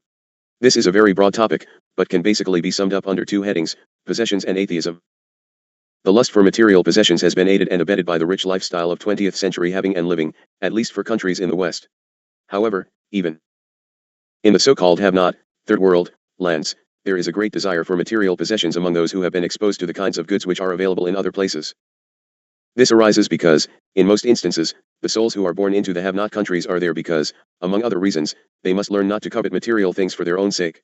When these individuals again see the kinds of goods that might be available, they rekindle the old covetous streak which they have brought over from a previous life incarnate, and they suffer because their desire to possess these things cannot be fulfilled. The idea that atheism is related to materialism may seem strange to some, but perhaps I can point out that the surest way to lose sight of the higher realities is to fasten one's attention onto the things of the earth to such an extent that one forgets the truth that the material plane is only one realm of experience. Compound that with the concept that perhaps there is no other plane of existence and you have total materialism. If that goes further into belief that earth life is but a passing phase lived on a plane which is not really the home of the human race, or that it is all there is, you have no reason not to respond to the total material persona. If the mind becomes too obsessed with things and possessions, there is a great likelihood that the truths of the spirit will be passed over and forgotten. For many souls, this is precisely what has happened. Your question should be, at this point, how does one combat these categories of temptation? The answer is too simple to be adequately utilized: love. It is love alone that can surmount the barriers of distrust and hatred which man has thrown up due to his violent and aggressive ways. I do not refer to anything in your vocabulary that is defined as love, nor of hardly any of your physical human activities which, by the way, are almost totally satanic in origin and fulfillment. The solution. It is love alone which allows one to perceive that selfishness and the manipulation of others are not noble or spiritual paths to follow. It is love alone which can displace the lust for possessions in the mind of one who is caught in that dreadful trap. Only love can broaden the understanding to the point where the soul sees that the purpose of life is not to collect but rather to give, not to hinder but rather to help others, not to aggrandize the self, but to place it into the service of the creative forces that have made this realm of earth, man, and all the myriads of creatures which inhabit its many planes and sub-realms, the creation. Now, brothers, let us investigate how these traps are set for you. Getting at those on the path. There are numerous souls who instinctively know that there is a path somewhere, a route which, if followed diligently, will allow them to achieve spiritual progress and a true grasp of the meaning and purpose of life. However, these souls are not all of the same discernment. Many are very young in the sense of experience. Let me use an example which is a favorite of one of the Kohans, Hilarion. Hypothesize that a soul has had numerous lives of a rather common variety, living within the various traditions into which it has been birthed, adopting the bias of the environs, including all of its prejudices and narrow thought patterns, never stimulating fully the realization that life has a purpose entirely incongruous to that which conventional wisdom maintains. Then, suppose that soul lives a recent life in which its experience is touched deeply by another person, someone who had this special awareness of the higher truths, someone who demonstrated the beauty and love which could be expressed by one who is on the path of spiritual advancement. In some cases, though not all, the soul who had previously been following a conventional series of lives might suddenly become stimulated to struggle more diligently, to climb out of the ordinary mold, to gain a far deeper understanding of the meaning of existence. So, the soul is then born into the current life pattern. Because of that previous contact with the spiritually advanced person, the soul is born with an intent. It watches and keeps looking around seeking for something it cannot consciously identify. It feels that something must be just around the corner, some clue which will give it the understanding it knows it lacks, the grasp of meaning which is not present. Then something will happen that will introduce the soul to a different way of living or thinking. Some teacher takes the soul into his circle of influence, some book seems to contain the signpost for which the seeking was probing, and a circumstance is presented which can alter the pathway. Here, however, is the test of discernment, of the inner recognition of truth. For there are many false teachers upon the earth in the present day, many so-called gurus and sages who hold out a certain philosophy of living and acting. These may attract the new seeker for a time, but if the teachings are not fully in tune with the higher truths, or if the teacher himself does not behave in accordance with the philosophy he proclaims, brothers, this is a big one, then the seeker is expected to see the dichotomy and to become aware that perhaps this mode of thought is only a halfway house of some sort, a way station on the path to a better and higher wisdom. Many souls do not recognize the trap into which they have fallen. They embrace the teachings, join the movement and become devotees of their supposed master, defending him against all attack by those who have become disillusioned, often cutting themselves off from family and former friends, never realizing that any movement that produces division, coldness, and estrangement between human beings, even though it does not openly espouse these attitudes, must be impaired in some way. There are thousands of such movements now on earth which fall into this category. Of course, there always have been the regular ones around, also those whose man-made doctrines have obscured the true original teachings. Because of the cosmic law governing the operation of these testing factors, we are not permitted to go about naming such groups, teachers, or movements, nor do I have any desire to do so. However, I can and will list the kinds of teaching and activity which identify such forces, and the reader can form his own conclusions as he examines the various movements which are now on the earth. Which, you will find, are almost all of them. I would wish to place in capitals and underline these items, but will trust you to pay attention. The most obvious traps are set by the movements which claim to be spiritual, but which are headed by individuals whose personal lifestyle is clearly the opposite of the teachings that are held forth. An example is the self-proclaimed guru or teacher who sends the new converts out onto the street, selling flowers or whatever to raise money, and who then pockets a large portion of the proceeds of those sales. Even if the teachings of the movement are in the direction of spirituality, the seeker is expected to be able to discriminate, i.e., to take only that which is in accord with his own inner feeling of the truth for himself, and to reject that which is not in accord. Most of the so-called gurus who fall into this category are counting on the inability of the new convert to discriminate. They expect the convert to swallow everything about the movement, on the grounds that some of the teachings are in accordance with the cosmic truths of love and light. These ones will most often broadcast the term love and intimate relationship of spiritual integration, etc., ad nauseum. As an example, a body of teaching may include an insistence that love between mankind is the only hope for the salvation of the race, or it may refer to the functions of the guides and teachers on other planes, or it may stress the need to subjugate the self and undertake service to others. But each of these teachings can be perverted to an unworthy cause. For further example, the love between souls may be used to require the neophyte to love the guru or teacher unconditionally, or to give all of his possessions to the movement to demonstrate his love. Or again, the reference to guides on other planes may be used to convince the new seeker that the body of teaching provided by the movement must be correct because it comes through direct revelation from such guides. Finally, the subjugation of the self can be carried to the point where total self-abnegation is required, so that the neophyte will be willing to work any number of hours a day to raise money for the movement to in turn be utilized freely by the leader. Seeing through shams. The soul caught in such movements is not left without guideposts. He is not abandoned by his own guides, who are anxious to move him onto a broader perspective of reality. This can only happen when he sees the sham of the movement which has trapped him, and this perception can come if the seeker watches the signs and clues which come his way. The easiest way to discern the truth of any movement is to study its leader or founder. If the leader or founder is living richly off the sweat of the converts, then he is a false guru. That is the most obvious means to detect fraud of this kind. But for those who understand the cosmic laws, there are other ways. For example, there is a law that any individual on the earth plane must show on his physical form some sign or characteristic which identifies his true essence. The law is in conformity with the assertion that those who have eyes to see and ears to hear can always find the truth by direct observation. Look at the face of the leader, look at his bodily structure. Does he have a serene, happy countenance, or is there something sinister about him? Is he grossly overweight, to the point of obvious self-indulgence, or is he crippled in some manner? Sometimes the crippling is the overweight itself. Now, don't go off the deep end, I speak of grossness. Or, is that one maintained so perfectly in body form as to be obsessed with his appearance and vanity? Does his appearance give you any reason to doubt that he has only the best interests of the race at heart? There are other areas to study as well. Has the leader ever been hounded through the courts, or banned from any country? Have any of the followers ever developed mental aberrations or schizophrenic traits as a result of their exposure to the movement? Do the spokesmen for the group want you, first and foremost, to give an appreciable sum of money or to take some expensive course as an introduction to the teachings? I speak here of personal gain for the leadership itself, of benefit only to a few top people. Does the movement offer mainly success in the physical world, money, business, love, power, rather than a deepening of the understanding or spiritual wisdom? I stress that the seeker is always given ample clues to the true nature of any individual or movement. He need merely open his eyes and read the signals directly. They never lie. Always good, too, to look at what a leader might end up in court about. Remember, Emmanuel was harassed quite notably by a court of justice. Don't miss the point. As we deal with the groups and movements which are intended to trap the unwary seeker, let us not miss the point. Most of these things are aided, abetted, and encouraged by the energies of the DBBs, which are not to say that the leaders or main instigators are, themselves, mere puppets of the Dark Ones. In some cases this is true, but in the majority of such movements, the DB merely spurs on the innate negativity and greedy ego of the leader, prompting him to seek wealth through the movement, or control over others, or fame just to stand out in wondrous holy garb and espouse pearls of wisdom his. As to the souls who become entrapped by the movement, they too are influenced wherever possible by the DBBs, who are attempting to keep them locked up in a movement where they will not be able to use their enthusiasm and energy in reaching directly out to their brothers living so-called normal lives. The idea is to trap the unwary seekers in a vortex, to take them out of the mainstream, and, in many cases, to bring about estrangement between the seeker and members of his own family, so that the energies of the seeker will be tied up in the emotional struggle and thus be unavailable to help his brothers.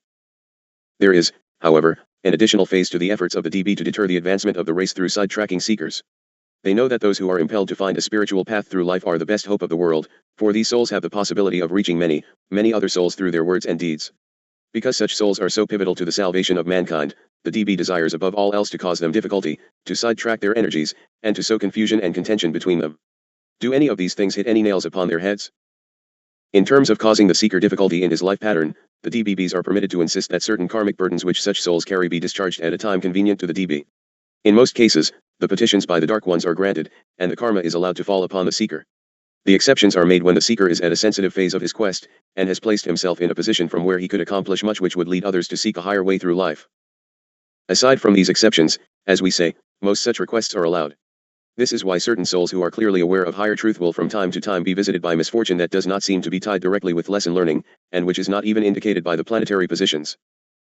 I have already dealt with the question of sidetracking the energies of the seeker, and have explained that most of this is accomplished through the various movements now on the earth and which act as backwaters into which the seeker can be trapped. Sowing confusion and dissension. Finally, there is the question of the attempts by the DBBs to sow confusion and dissension between seekers and or workers. This is accomplished primarily through the telepathically or psychically transmitted material which has found its way into books. Naturally we, too, realize that our writings must be scrutinized in the light of the comments we are about to make and have made, but we have no doubt that the careful seekers will be able to make their own determination as to which source they feel is the more correct for them. There are certain specific kinds of teachings which are precisely calculated to confuse the unwary. To explain the most important of these, we must first point out what many seekers already well know, that the person and mission of the individual who was called the Christ should be regarded as the very summit of revealed truth for mankind thus far. Christ's teachings showed the way. Because of certain of his teachings, indeed, the simplest of the teachings, he represents a direct frontal attack upon the DB and all which they have attempted to accomplish in the millennia since the rebirth scheme was initiated. Specifically, by asserting that one should love one's enemies, Christ presented the single most effective way to overcome the temptations of earth life and to confound the whisperings of the DB. By looking on one's enemies, or better, on all of creation with pure love in one's heart, all of the negative emotions, all of the enmities and frustrations of life, simply fade away. Without these annoying factors, the DBBs cannot succeed in their declared aim of dragging human souls down to destruction. The DB knows full well that the Christ's teachings in this regard are the single most effective means for gaining higher ground spiritually, and therefore, they seek in any way possible to undermine the reality of the figure of Christ and the validity of his message. This they do in two ways. The first is to cast doubt upon whether or not he ever lived on the earth plane. There are certain so-called messages from other planes which contend that he was a reality on certain planes but not on the physical. Now, any who can understand that all of creation is one, can surely perceive that if Christ was a reality on one plane, he must have manifested on all planes.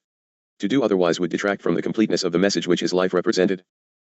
Other transmissions contend that he was merely a man, and that there was nothing special about him aside from the wisdom which he had attained through revelation or study. Again, this is intended to undermine the importance of his life, and to sow doubt as to whether he represented some special factor which had entered the earth realm to live and walk with mankind. Well, he was merely a man who was greater than all men, but he taught that any man could reach his stature and wisdom. In short, any contention that Christ was less than a manifested special being whose life was dedicated to the spiritual upliftment of the human race, and who was overlighted during the ministry years by the pure glory of the Father Creator, must be carefully scrutinized to see whether or not there is a deliberate attempt to detract from the importance of the Christian message, and I speak of the Christian message in full truth of definition, not what it has become in your eons of misinterpretation. Other supposed teachings from other planes are also directed to undermining the certainty and understanding of the seeker. For example, some sources contend that the passage of time is an illusion, that all lives are lived simultaneously, and that there is no real distinction between past, present, and future. Now, in a certain sense which can only be understood from a vantage point which is outside of the physical plane, this contention is true. However, the result of trying to fully grasp this philosophical notion from within physical incarnation can only be total confusion. What you perceive is time allotments, and that is exactly what you get. The consciousness of man has been given to him in order to allow him to perceive time as a flow, so that he could understand the great law of cause and effect. Man does A and the result is Z. This always takes place in that order, and is intended to allow a perception of the truth that man, by virtue of the thoughts and emotions he harbors, makes his own reality. If this latter idea can be grasped, then the even higher purpose can be served, namely to allow each incarnated soul to understand itself.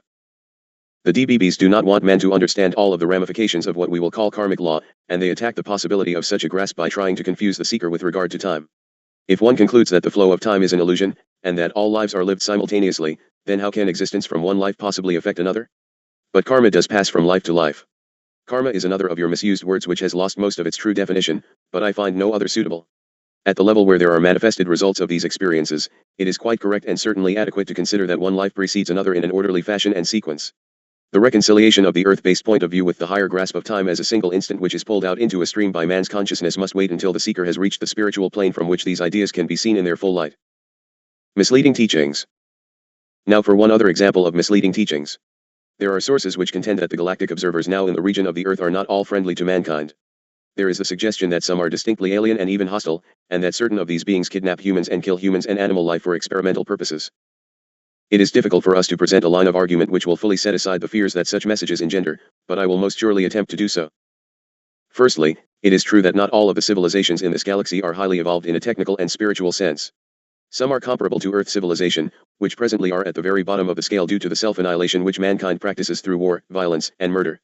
However, The present phase of evolution of the galactic entity itself is such that only those civilizations which have attained a state of awareness of the cosmic laws and who have overcome the base passions which lead to war, tyranny, and self-annihilation are allowed to develop the technical means which are necessary to permit them to move to other parts of the galaxy. The ones who remain imprisoned in their own negativity and violence must also remain prisoners of their own planets just as do you ones. Hence, the other unevolved civilizations in this galaxy are also confined to their own local region of space, because they are not allowed to develop the technological means for escaping. In the case of man, the minor successes in terms of reaching the moon are the maximum which can be achieved using the current technology. No space entity would defy the cosmic laws to go further. That does not mean that attempts have not been made to extract information from ones who fall into your clutches. It does mean, however, that you have more allies in place on your planet than you had supposed at first glance. The secret of free energy, as you commonly recognize energy, will not fall into man's hands so long as he threatens to pollute the rest of space with his hatred and his uncontrolled passions. It thus follows that those civilizations that are able to make the journey to this part of the galaxy must be of an evolved nature, and this is true. If they were not, then with their vastly superior technology they could easily decimate this planet, kill all life, or set themselves up as absolute dictators. You do a good enough job of all those categories to not need assistance. No force known to humanity could stop them. But, they are stopped by their own spiritual development. The galactic observers would never dream of attempting to interfere with man's path on this planet. That law is overruled only when a planetary civilization has descended so far into self-destruction as man has done that it threatens not only to destroy itself, but to poison or damage other regions of space in the bargain, not to mention destruction of his only life source, Mother Planet. Nuclear war could damage fabric of space. Because man has been allowed to develop nuclear energy, there is a serious danger that, during the coming nuclear war and there will be one, explosions could actually damage the fabric of space itself. It is for this reason that the observers and participants are here in such numbers and remain on constant alert. Otherwise, we would wait until the allotted timing and do the Armageddon thing and get it all over with. We have a duty to the galactic being, namely to preserve it from damage committed knowingly or unknowingly by humanity as it unleashes centuries of hatred and violence upon itself in the last death throes upon the Earth planet. At the same time we understand that we must be prepared to step in and rescue the noblest fraction of the race from the Holocaust which man's unevolved passions will unleash. Without the possibility of such a rescue, there is a danger that man really could accomplish the complete annihilation of himself and all other life forms on the planet. The aforementioned instances of misleading and confusing information will suffice to illustrate the efforts exerted by the DBB to detour seekers from their path. Only one further area remains to be discussed, and that relates to the direct attempts to physically interfere with the projects that seekers undertake in the service of their brothers. Dharma, I realize you grow very fatigued and I will close when you make a decision to do so. I do not have much more for this session so I will leave it in your determination. Perhaps we could slow a bit and be able to finish. Direct intervention very costly. I emphasize first of all that direct access to the physical plane of manifestation is extremely limited for the DBBs, as it is for the other more positive brotherhoods as well. The law in this regard is that both they and we must primarily work through those who are in incarnation. Hence, the good that can be done in the world must ultimately depend on the willingness of incarnated individuals to put their time and energy into the endeavor. Likewise, the evil that manifests on the earth plane must do so through the agency of those in bodies who are prepared to do the work of the DBBs. If all who are attuned to darkness should cease to inhabit physical bodies, the evil afflicting the earth would disappear, because there would be no more instruments through which the DBBs could accomplish their aims. The rule that governs direct influence in the plane of matter is simple to state: the energy required to accomplish a given interference within the three-dimensional, second-density material plane is directly proportional to the amount of good or evil which that interference can accomplish. For example, if a given interference is directed to producing a clearly negative action like a murder, the energy required from the DBBs to accomplish it directly, without one of their disciples being utilized, is enormous. Usually, unless they considered such an act indispensable to their cause, they would not be prepared to lose that amount of energy. Besides, it is not so difficult to find fanatics who will, say, plant a bomb aboard an airline. Now, on the other side, the force required to, say, cause a fire to suddenly emit a shower of sparks, for example, in order to jolt or frighten those sitting around it, is not nearly so great. The main point which must be understood here is that they and we are under the law of economy of energy, so to speak. This means that neither we nor they have access to limitless amounts of energy with which to seek our respective goals. If only one side were restricted in this way, and the other had access to as much energy as it required, then the battle would not be balanced. If both sides were given all of the energy they wanted to use, the Earth plane would turn into an arena in which discarnate forces battled ad infinitum, leaving no room for man to pursue his spiritual pilgrimage or anything else. Hence, the only workable scheme is to limit both sides equally. So, now some things to look out for. The DBBs utilize the creation of robot-like entities at the etheric level, programmed to directly interfere with reality.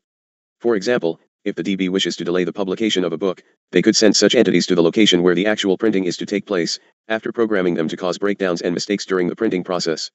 Mostly they will utilize thought pattern input to cause one's performing tasks to cause disruption or breakdowns.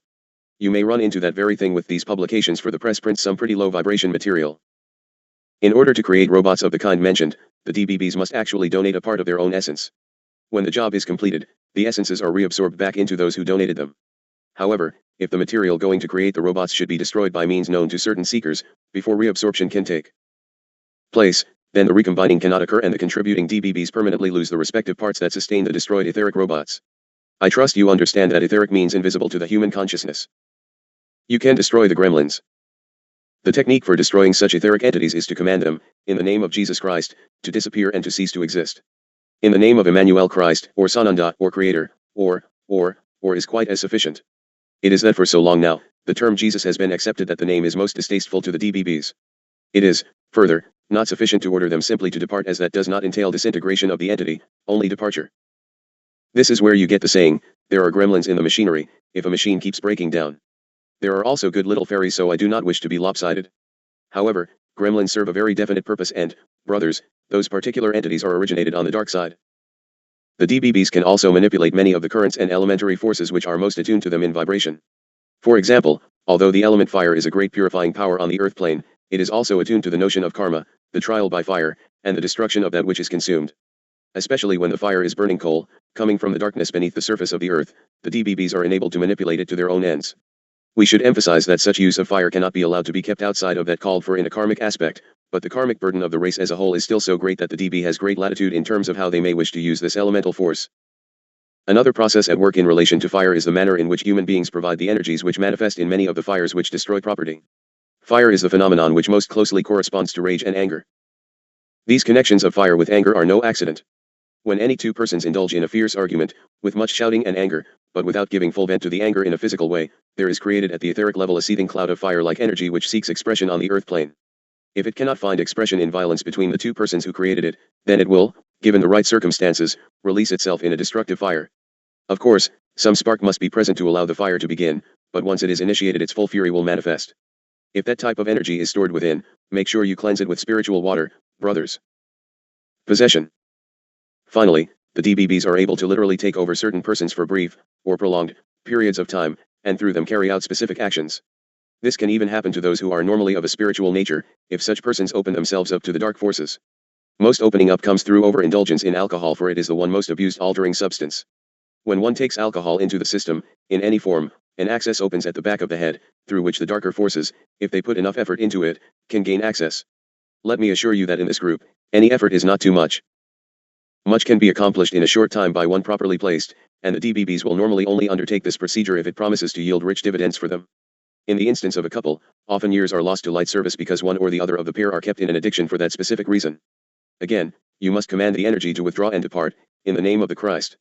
It will go, for it is obligated to do so. It does not mean it will go willingly, without a struggle or instantly. However, if attended diligently it will depart every time. Although I have set forth the main techniques by which the DBB seek to influence humans in incarnation, I must point out that there are many instances which do not fall into the categories I have described. In every case, however, the seeker or worker whose intuition is open, is alert and asks for proper guidance, will be able to decide for himself when the DBBs are behind any particular manifestation on the earth plane. They are, remember, required to wear a clue. Dharma, let us close for today, for if we set the stress on the wrist muscles too intently, we will be delayed on the morrow. There is too much material to finish easily at this sitting. I am most indebted to you for your willing service, and I shall not mention Simon Peter again this day. So be it, and salut. I am Ashtar, to stand by. Out. Chapter 9. Rec number 1 Ashtar.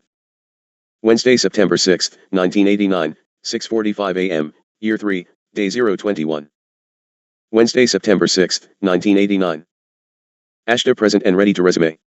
Please clear your space that we do not have negative impact upon these writings. Trials along the path.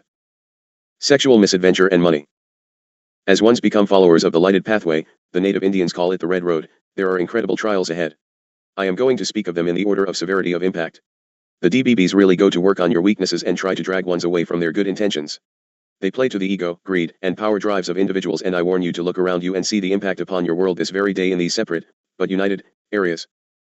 Always as relates to humankind, sexual indulgence and greed for money always head the list unless one is already into some physical addiction which produces need enough to overpower these two. Mostly it is all wrapped up into one package. At some point on the path, as we will refer to it henceforth, the seeker will be presented with these pitfalls. When one embarks on the path, there is a phenomenon which tends to lend to him a greater allure or attractiveness. He will have a radiance about him which is most magnetic. In most cases that attractiveness is not directly from any increase in personal magnetism of a sexual nature, but rather there is an additional factor of power and knowledge automatically called into the person's aura.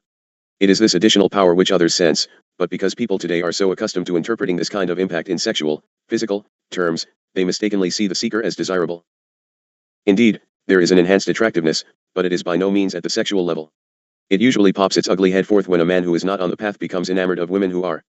Or, as often, women who are on the path or involved in some manner or other, fall into the trap of a man who is corrupted at the lead of the flock on the path. We will name no names in this document, but I know that you can name several instances which have spelled disaster for the humans involved. Most of the involved parties will not understand the dimensions of the situation and just why they appear so attractive. The testing, of course, is for the seeker and is also the most destructive. With this greater perceived attractiveness, beauty, and serenity to others, and the propensity of others to read their own reactions in sexual terms, there is often an abundant opportunity for the seeker to indulge himself sexually if he so chooses. Exaggerated indulgence and misuse of the gift of procreation desires are the leading downfall of man, and the evil projections of "it's okay" and open marriages and understanding experiences if it doesn't hurt anyone seem to be the cop-out within or without the marriage contract. It is not okay, and no law written by man will make it okay. Misuse of that one pleasure has led your world to its death. It is not love, it is a struggle for power, control, pleasure, and self-indulgence. It will render the indulger helpless to further attacks. Exaggerated behaviors will ultimately pull the seeker off the path, because it would sidetrack his energies into exhausting pursuits, clandestine arrangements, and drag his attention down to the purely physical level of such indulgence. Many potential seekers have succumbed to this elementary trap and have been lost to the hierarchy as really useful instruments for the salvation of the race of man, and pulled the partners in crime to destined loss. Now let's talk about the next deadly trap, money. As the seeker acquires more and more ability in terms of helping his brothers, the opportunity invariably presents itself to make money from his spiritual endeavors. The main point here is not how much money should be charged for spiritual help, but what are the true desires in the heart of the seeker. For some seekers, because their services require them to assume certain expenses, a relatively large levy is justified, and does not represent a failure in this testing process. For others, even a small charge would represent taking personal advantage of a gift from God which was meant to be shared freely with all, just as God gave the gift most freely, and therefore, this levy represents failure of the test. Each seeker must look into his own heart on this matter, for it is his own judgment which is written down in the scrolls of heaven. Those life scrolls always hang there as the sword of Damocles in every matter of choice, and always it is what is within that gets noted there. It is interesting that these two tests of which I have just spoken relate to the vows which monks and priests of many religions have traditionally taken throughout the centuries. The two most significant vows have always been that of chastity and of poverty. By having individuals take these two vows, the Church, of course, was allowing the soul to sidestep these temptations which would surely be placed in his path. By subscribing in such manner to these vows, the soul effectively makes a promise which it feels is very binding upon it, and because of this feeling of being bound, the soul tends to be less likely to fall in these matters. It obviously is not always effective, and in these latter days of evil conflict, it causes the churches to rewrite the laws rather than lose all their teachers. In this age of terror and everything that feels good go for it, it is deadly venture. If you have not been bedeviled by these testings, then beware, for you shall be. Perhaps you have already met them and dealt with them. I pray that our workers can move on without having to drag you up from the pits to continue our work. You must find balance. The temptations must be confronted head on, and one must not allow himself to be drawn from the path. The solution to the sexual temptation is to see sexual reality in its true light and not in the manner presented upon your silver screens. For two souls united and sharing of a family vision, they do not, obviously, not have sexual relations. The trick, dear ones, is to find balance, and to experience all facets of life with an understanding of their true essence. Joy, laughter, and physical pleasure all have their place in the human experience, but the point here is that those things must be experienced in the appropriate circumstances and for the right reasons.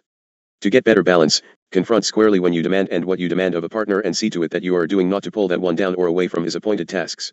You do not deserve simply by being here or there. God makes nothing that is inherently evil or inherently good. It is man that determines the way in which the gifts shall be utilized. God is abundance, and to avoid using money and having the beauty surrounding you that money can purchase is foolish. That is an insult of God's gift. Self-indulgent finery from another's work is grievous. Man can use a hammer to build or to destroy, he can use a knife to heal or to kill. The determining factor is the motive in man's heart, and thus it is man that determines the good and the evil in the world. So it is with both money and sexual misadventure.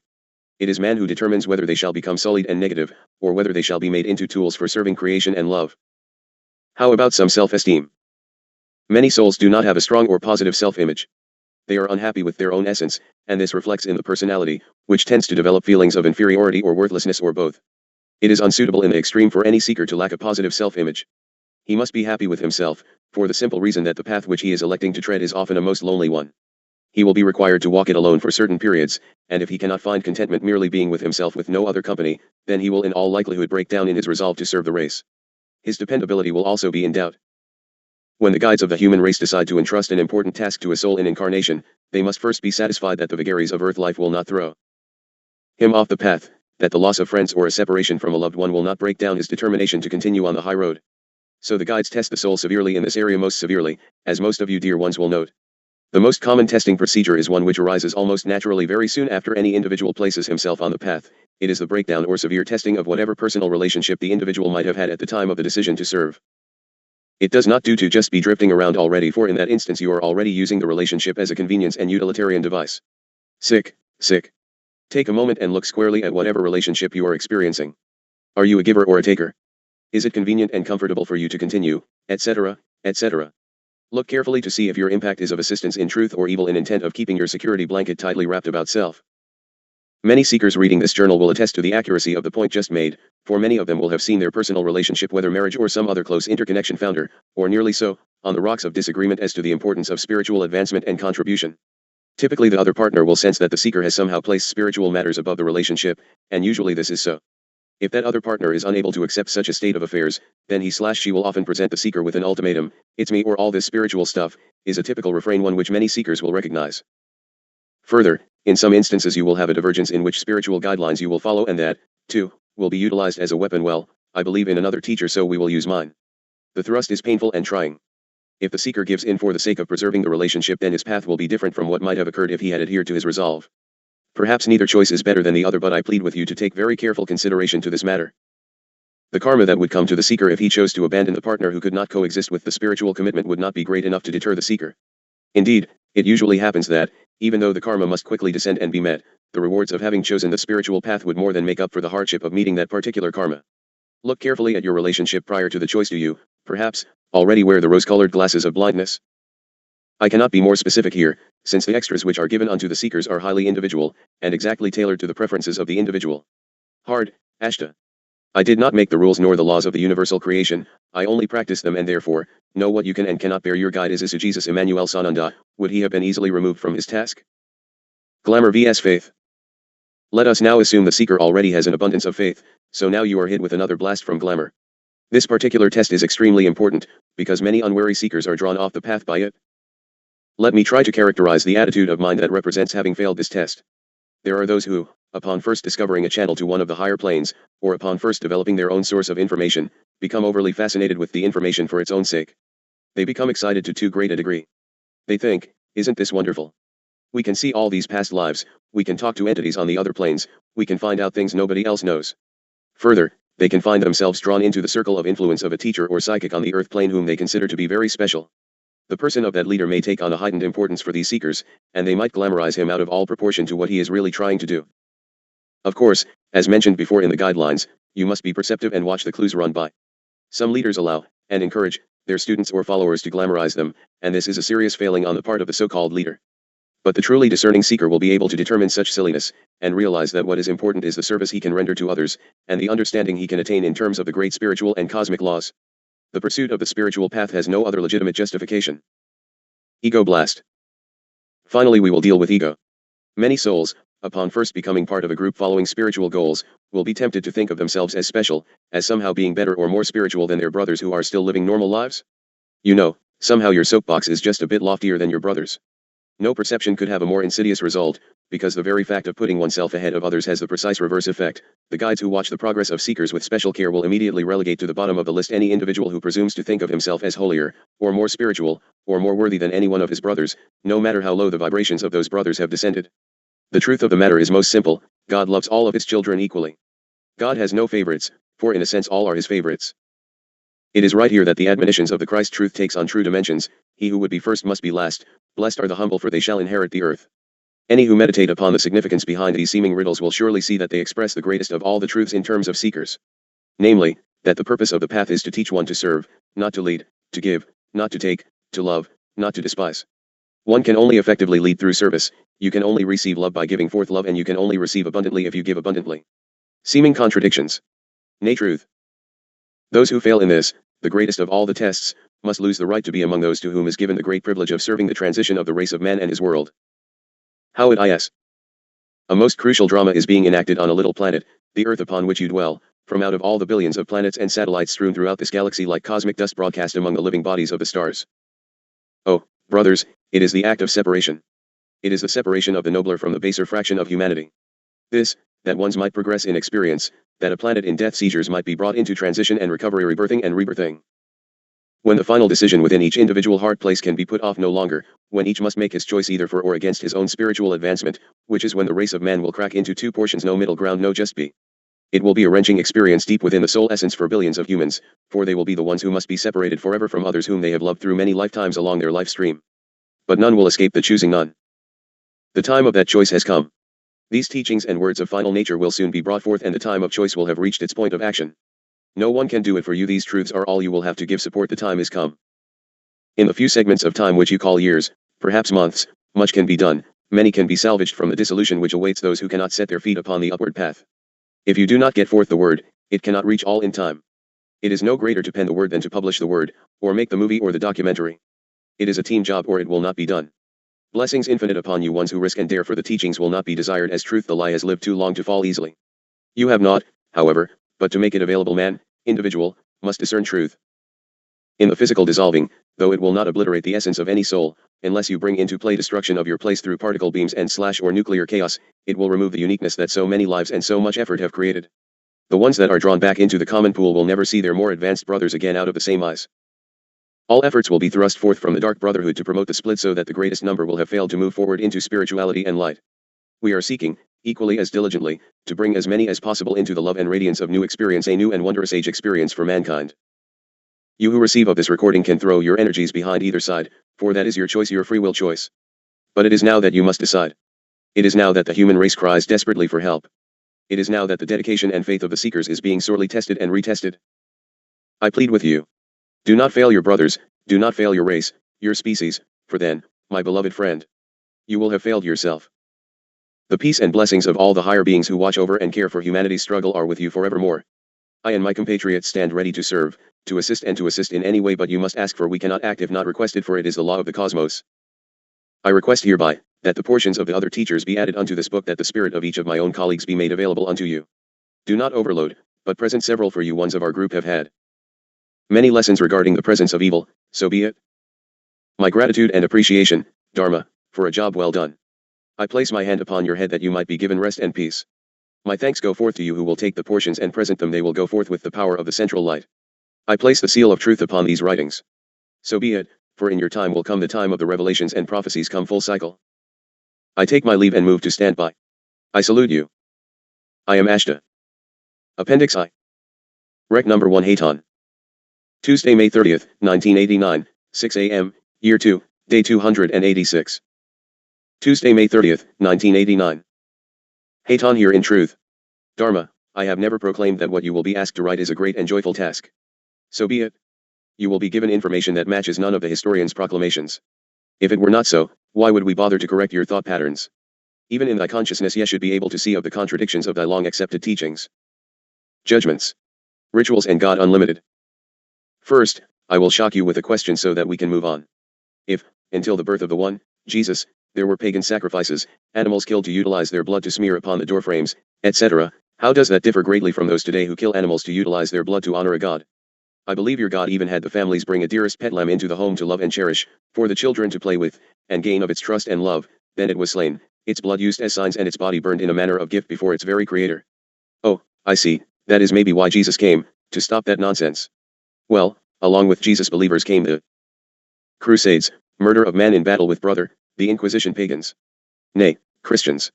Can it possibly be worse for a red man to dance around a fire pit while honoring his brother relation of the buffalo? Yea, ones limit thy God in order to mold him into thy image. Christ is a state of being. Jesus was a Christ energy. Most of the only Christians remaining upon thy place never heard of one called Jesus. This does not make Jesus lesser, it makes God far greater and Christ, perfection. Stop this painful creation of monsters. Take that which has withstood the test of eons of time and endured as truth, then allow God his unlimited, infinite resources. If God changed his mind once, can he not change of it again? If he chooses, he can change of it every 15 minutes and you are stuck with it. Well, he does not do that, but you limit his actions constantly.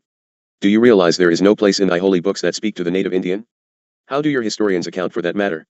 Oh, I see, they put it aside in that the native Indians somehow sprang from the pagan, satanic trash. Oh, Dear friends, ye better get those blurred eyes focused on something besides library words of one's opinions. Ye interpret and reinterpret. Let us consider the rapture. That particular word is not even in thy Bible. This particular word comes from a Latin translation of a Greek word, harpazo, not even translatable, for the Greek alphabet is different from English. It means, caught up, to seize, to snatch away. Well, if one translated word can cause such contradiction of interpretation, is it not possible there might be other contradictions? Then, let us see, you have premillennialists, midmillennialists, postmillennialists and amillennialists. Just pick a number and wait. Further, how can you measure? The biblical year was 360 days, 360, not 365. When did it become 365? Who decided? Ye are now in year 2, day 286. Your biblical scholars do not even take note of such a thing, call it pagan and satanical stuff. No, friends, it is the very clock ye should be watching. I do not mean to be unkind, but ye once could be a bit kinder in thy intolerance of one another. Ye go unto thy churches and temples and do all manner of things, light candles, drink wine instead of, but pretending it to be the blood of Jesus, ye burn of incense, ye eat grain in lieu of the body of Jesus. Well, the ancient Jews ate of unleavened bread. Ye kill animals in thy hunting rituals and feasting rituals. Could it be that the human simply makes errors in judgment? Could it be? Could it be that in thy narrow interpretations, ye leave no room for God to tell you how it is? Thy problems come because ye forget to utilize thy wondrous gifts of God. Ye cling to words of nebulous translation. Why can thee not go within to thy fountain of wisdom, the wondrous gift of God unto thee, and know how it is? There are thousands upon thousands of books on thy place that speak to these issues, and there are that many interpretations. Can thee not simply utilize the golden rule of do unto others as ye would have them do unto you? The secret of the universe, my friends. Further, if you began to practice it now, ye would not give worry over a tribulation or transition or rapture, much less the dates of each. There you have it. It cannot be as simple as that, for you have missed the point. Ye are here to experience, learn, and grow. There is a Christ and there is a satanic Lucifer. Some of your rituals of positive nature you give unto Christ, negative nature is given unto Satan. Then, when the rituals are finished, you mostly go back to giving thy souls right over to Satan in varying degrees of speed. Oh, I see, John Calvin or Martin Luther, Pope Paul or Joseph Smith had the correct interpretation. Let me tell you once a point you had better remember, all were human, they made errors, they sinned and were very often misled. Can you not forgive them their errors and accept the Christ purity for its value and stop the nitpicking of who is going to accompany you on your trip through the rapture? I tell you we have a fleet of ships, not clouds, upon which you will rapture unto. Hate on a pagan Satanist? Joseph Smith spoke to extraterrestrials? You better believe it. Joseph Smith also made human, touched by Satan, errors in physical judgment. So has every man from Adam forward. New shocker, so did Jesus Esu Sananda. Better really remember that one, for it is through those human experiences and errors of flesh that you have a reason to speak of rapture and salvation. Even bigger shocker, the native Indians already had the sacred circle of infinity, the Christos, brothers of interpretation. Limit God, my brethren, and ye wipe out thy species. No more, no less. God is infinite or he is not, no in between. Let me refresh, God is infinite. I know I, Haton/Aton, no. So be it, and I place my seal upon the words. I know. Ye once can nitpick the words until thy perceived hell freezes, and still you will place no limitations upon God, yet only damage yourselves and limit thy vision to the moment while yet guess at dates and things to come. Meanwhile, ye slaughter the ones who come bearing the truth of it. Truth is not mystical nor magical. It requires no symbols, amulets, chanting nor bloodletting, it simply is. Simple. Ah yes, until you once make of it to be difficult. Spiritual forces. Jesus called Satan the ruler of this world system, John 14:30. That is why there is earth. Satan has a highly organized army of fallen angels that are called demons. Brothers, your struggle is not against flesh, it is against spiritual forces. Now, how is it that you disbelieve that there can be goodly forces working in thy behalf to get you off this place of negative rule? Why can you not believe there might be ones from Koldos or Haton or Pleiades era? Why can Satan have all the goodies? In thy own solar system, Maldek, probably misspelled in thy English, was destroyed by Maldek beings. Where do you think energies were removed to? Where do you think the Maldekians were raptured to? Also, could it be thus? Would it be thus? If you can believe in a rapture, how can thy minds not accept that there must be cause and effect? Ye cannot close out of the universe, limit Jesus Christ unto selves and run about in tiny circles with blindfolds upon thine eyes. Yes, the Christ came to intercede for you, and I will allow the intercession, for ye are but babes in dreamland. Oddly enough, however, the dreams are much nicer these current days than the awakening reality. Oh, Chellis, can ye not break away from thy prison chains and see? Ye imprison yourselves even unto others of thy kind, thy bosses, thy spouses, thy children, even unto thy things and stuff. So be it. Live on as the and be shocked and surprised, 'tis but thy choice, do you not understand? Ye are given free will choice, and it is not mine, Jesus Christ's, nor even Satan's ability to take it from you. Ye give it willingly always, ye give of it willingly. Oh, Ye do not care for the repercussion of the alternatives, so be it. You have some real alternatives coming down, and when this big bang comes down it is really going to be a doozy. Better be sure thy asbestos suits have no holes, and by the way, better also make sure thy boats have no holes either. Also, by the way, never mind all the concern about the pre-post mid or a millennialists, or whether it will be pre, post, mid or a snatch up. Better be getting thy house in order. This is the generation, brothers, this is the generation. All possible will be done to stop the annihilation of planet Earth, and that possibly includes a lot of UN limited God action. Better stop thy trying to figure out if thy neighbor traveler will be a white man or a red man, black or Russian. Could be all of the above. So be it. Learn or fall and repeat. We use crystals, pyramid structures, domes, focus gems, etc., etc., for all sorts of things, none of which are to worship in order to gain power, wealth, sexual gratification, or control of another. Can ye ones not move out of thy dark ages? Must you go right back into the practices which brought you down time after time after time? It is always the same things which bring you down. Satan needs no new enticements, the old ones work over and over and over again. Could ye ones not at least be inventive and creative? Why can ye not see the obvious? Why must ye turn always to the mystical? Insight and truth bring freedom, and ye ones are terrified of freedom, terrified. For, in freedom ye must stand responsible for thy actions and choices, no one else to blame for thy failures at good choices. Ye could traverse the universe if ye would allow freedom, real freedom, to self. But ye fear. Fear is thine enemy, and Satan utilizes it as his favorite tool to bind thee. Oh yes, ye conjure up thine own devils, could ye not conjure up thine own divinity? Well, Jesus Christos came to show you there is no death of the soul, therefore, whoever you are, whatever the status of thine evolution, ye have a long, long time, like infinity maybe, to ponder upon these things. Repetition. Yes, and I shall repeat it over and over and over until ones hear me. My troops better be hearing me soon. So be it. I have gained the privilege of repetition, I have gained the privilege, and being unlimited, I shall utilize it. Let us get on with the day, Dharma. I must have some silent time with you today, Keela. Let the men sort of the papers please, as you and I have matters which must be covered. Oh, precious ones, so much to be covered, so much. I move to stand by and await thy petition. I am on ship alert, ye ones are in crisis. Salut, salut, salut. Commander Jai Orgos Hayton, Galactic Command, Sector EU 1722147292, communication out. Commander Corton, stand by please for beam communique. Dharma, release please, out. Appendix 2. Rec number 1 ESU Jesus Ananda. Sunday, May 28, 1989, 6 a.m., Year 2, Day 284. Sunday, May 28, 1989. Jesus here in the glory of the new day. I greet you with blessings of truth and clarity of thought. Look around you.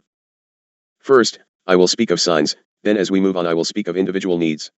Know that the plan is well laid, and if you continue in thy works we shall, together, find the way. Many of you ones are finding maximum stress coming within thy lives. Illness of great severity will strike some in an effort of the dark brotherhood to bring thy works to a halt.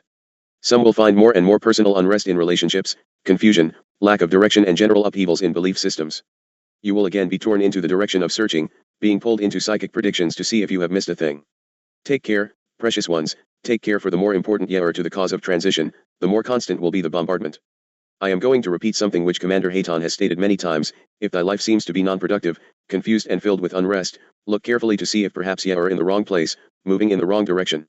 Satan projects these self-imposed circumstances upon thy mind, ye weary of the weight, or ye feel isolated and rejected, worthless and incompetent, completely confused as to thy path.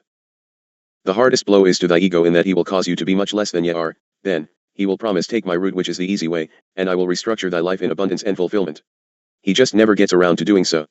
Remember, he cannot create, he can only play to your own free will choices. Also, ye lash out, then get us the things we need to do your projects and we will get on with it. Will you?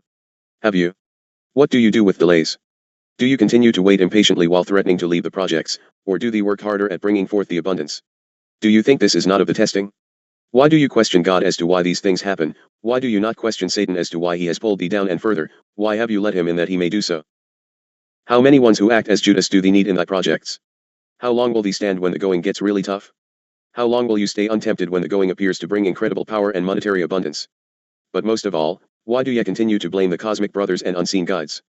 Why do you continue to blame God thy Father for thy abuses and hardly attend the wondrous gift sent in disguise? Thy choices, at this time, can heal or destroy of self. If ye remain locked into your own tiny portion related to effect on self, ye are missing the lifeboat. Ye are playing into the hands of thy dark brothers, who will encourage you night and day to blame Jesus and Father God for thy plight. Stop blaming God for getting thee into thy mess, but do ask God to get thee out of it, please. He will bless thee and lift thee safely unto the shore. But, you must cease of the self-vandalizing. Well, when will we have these things we need, ye ask? I perceive they should have come forth long ago. Wrong if yet perceived they should have come sooner, they would have for you would have made. Sure of same. Please, may I impose upon Wally gentleman, for his role is great? If money came from other than Tejas shape, where would WG be? I have not stopped thy abundance, thy own silent mission intent has stopped fruition of thy conscious desires. Yet ye will punish yourself, in the waiting, for the dark inputs insist you do so. Ah Wally, ye are so blessed and beloved of me, I so pain at thy suffering for thy load is great. Ye will meet thy burden and have the strength to carry it. Thank you for not asking to be relieved of it, precious one. Take my hand, dear friend, and let me carry thee for a while. Let thy body rest in peace while it heals, ye need of respite. Ah, dear ones, ye want times, places, who, what, where, but most of all, when. I repeat and repeat, look around thee. 'Tis all there, moving right down the mouth of the funnel. Even I am not given the exact moment, but ye ones are still waiting until ye are given the exact moment, to make up thy minds which will be thy action. Do not tell me otherwise, for I have the gift of insight. The questions and doubts are like a blinding fog around most of you. If you cannot accept until or prove it to me, ye might well wait unto thy own downfall, mine is not to prove. Ye once came forth upon that blessed place for a purpose of thy soul, not my soul. 'Tis thy soul intent which must come into balance, not mine. I offer forth mine hand unto you, I will carry you if you ask, I will most surely bear thy burden when it is too heavy, but, I cannot impose upon thee, my force of anything. Neither can thy brothers from the spaces beyond thy consciousness. Ye cannot make up of another's mindset. I, nor any other, can make of thy decisions, only thee. Signs, time is here. Let us speak of timing. Ye are well into the portion of time which has seen all the prophecies come into reality of experience. Most have been in place for well over a decade. Ye were told that you would know. Well, the fig tree is beyond the budding stage, the new leaves are set upon the branches. You too, when you see these things, all prophecies coming together, recognize that it is near, right at the door. I forewarned that the generation in place when these things all came to being, would be the generation which would see the transition come to pass. What were the major signs? Let me refresh thy minds. I would prefer, dear ones, that ye do your homework and study the revelations. Why do ye ones hate of thy homework so badly? Thine way is not to be the way of ease and spoon feedings. Ye have increased activity in thy earth upheavals in more widespread manner than in all history of thy planet as ye know it. As the large quakes happen, they will be more and more intense. Have I not said that one of the largest will split the earth from the Dead Sea to the Mediterranean Sea? Many countries will be split into portions differing in landscape from what is now present. The earth is in constantly building pressures. Can the atmosphere, so polluted already, bear the burden of volcanic toxins poured forth? Famine. Is there not dead and dying in some of thy countries? Are there not hungry ones within thy own areas? Available food is not yet the major problem, but mankind who hoards for profit. It makes no difference to the dying children from whence does not come the bread. Are there not increasing and abounding homeless? Are there not more and more ones who call the gutters their home and await the passing of time that they might simply die and move on? What about pollution? Is it growing better with all thy curbs? Is it not even rotting away even thy statuary? What might this be doing to thy precious bodies? It is not localized unto any one place any longer, it is throughout thy world, from space, thee are a smudge pot. Thy atmosphere is changed and beyond transposition. One of the major prophecies was that Israel would be again founded as a nation, is it not so? But it took a land portion which belonged to another people. That fragile existence is so explosive that it will break at any moment. More than that, the thrust of the Israel peoples themselves is hardening and hostile. What do you think would happen to a Messiah in that place today? So be it. Thy own country of America, birthed in freedom and glory, is fated. It is already beyond rebirthing, it is ready to fall to monetary collapse. Weep for thy loss, for it is beyond measure. It will, however, contribute unto the ultimate transition of thy world, for it provides a place for our work to go forth. It is still a great shelter for thy works, it is so written that it would come to be this way. The Chinese peoples have between 4 to 500 million persons available for military use, already with nuclear capability in place. Thy guideline was 200 million from a given sector. The before stated troops are from thy place labeled China, alone. Would you not agree that the Arab world along with the world's Muslims threaten a war that could destroy the nation of Israel? Is not the entire world at the point of mass warfare over the areas of the Middle East? Could it be over oil? Maybe. Is not the European community of 10 becoming more and more powerful and considering less and less the input of the United States? So be it. Is there not mass upheaval and reshifting in almost all sectors? Worst of all, is not the entire world in terror of nuclear holocaust? Does it not come closer each and every day? Did not you know just in thy current week, India launched long-range missiles with nuclear capability? Do you not think Satan will provide the ones who will supply the warheads? Yes, Satan is alive and doing very well in thy world. Very well indeed. This is a subject which I will deal with at great length in the near future, why Satan has such reign. Hayton told you once, early on, thine is a prison planet of sorts. Ye have also been told, by me, that Satan would have a period before the end, of total rule. Look around thee very carefully before ye argue with me as to whether or not that may have already come to be. All these signs of which I speak, and many, many more, are visible all about thee. Ye ask, how can this have come to be? Because man has estranged himself from God. In his grasping at earth human flesh gratification and ego monuments unto self, he has fallen prey to the enemy. Satan had not one bit of battle to get thus far. Yes, it has all been written that it would come to be this way. It is also written that I will again come to reclaim our Father's kingdom, and so I shall. But ye have another wondrous thing to await. There will also be born unto you a child who will appear to be born of man but is born of God. This energy will never have walked this plane before, but he shall come unto you as God. Surprised? Well, so be it, so be it. Ye have many wondrous surprises yet awaiting thee. It has been long, Dharma, so let us leave the keyboard for a respite. In humble gratitude for thy service, I take my leave. I bless thee and leave thee in peace. Ask and ye shall receive. Believe and request, and all these things shall be added unto thee. So be it, and Selah, Aho, Amen. In reverence unto our Father Source, I stand aside and await thy call. O di pa di cum solin ahum solin I am. Appendix 3. Rec number 1 ESU Jesus Ananda. Wednesday, May 24, 1989, 6 a.m., Year 2, Day 280. Wednesday, May 24, 1989. Doubts, question, choices. In radiance, I come. We will speak of many things as we journey through this tide passage. Let us not tarry this day on painful subjects. All must come into confrontation with that which is more reality than the fantasy of daily sequence. Naught has changed. The perturbation and annoyance is as much for thy brethren as for thee. As long as there is free will choice, there will be doubts. Ye must handle doubts, for the blessings they provide discernment. If there is always a bit of doubt, ye will check thy roadmaps often, that ye not take a wrong turn at a crucial time. The ability to question, reason and logic are thy great gifts. Ye have confronted Lucifer, ye have not yet, in this portion, confronted Satan. Ye witness the works of Satan, ye are enticed, tried, and bribed by Lucifer, the sly one. Decisions must be made on a moment-to-moment basis. With the input from thy lessons within these writings and the teachings of lifetimes, ye can make of sound decisions. Ye ones must look at all possibilities, both positive and negative in perception, for there are only positive ones in the outcome.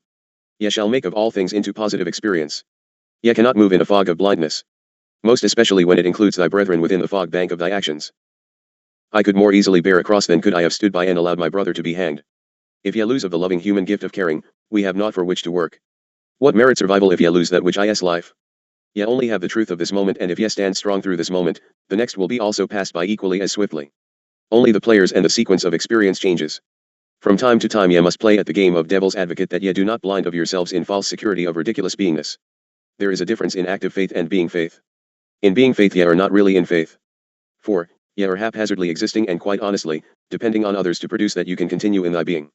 Ye ones must be very cautious, for as ye grow, many ones will wish to come and allow you to act in their stead that they might be. Ones must continually work to upgrade self and skills. Ones must be working many hours in each day segment to learn, grow, and polish potential. Ye must move from a population of specialty into a balanced and varied skilled community.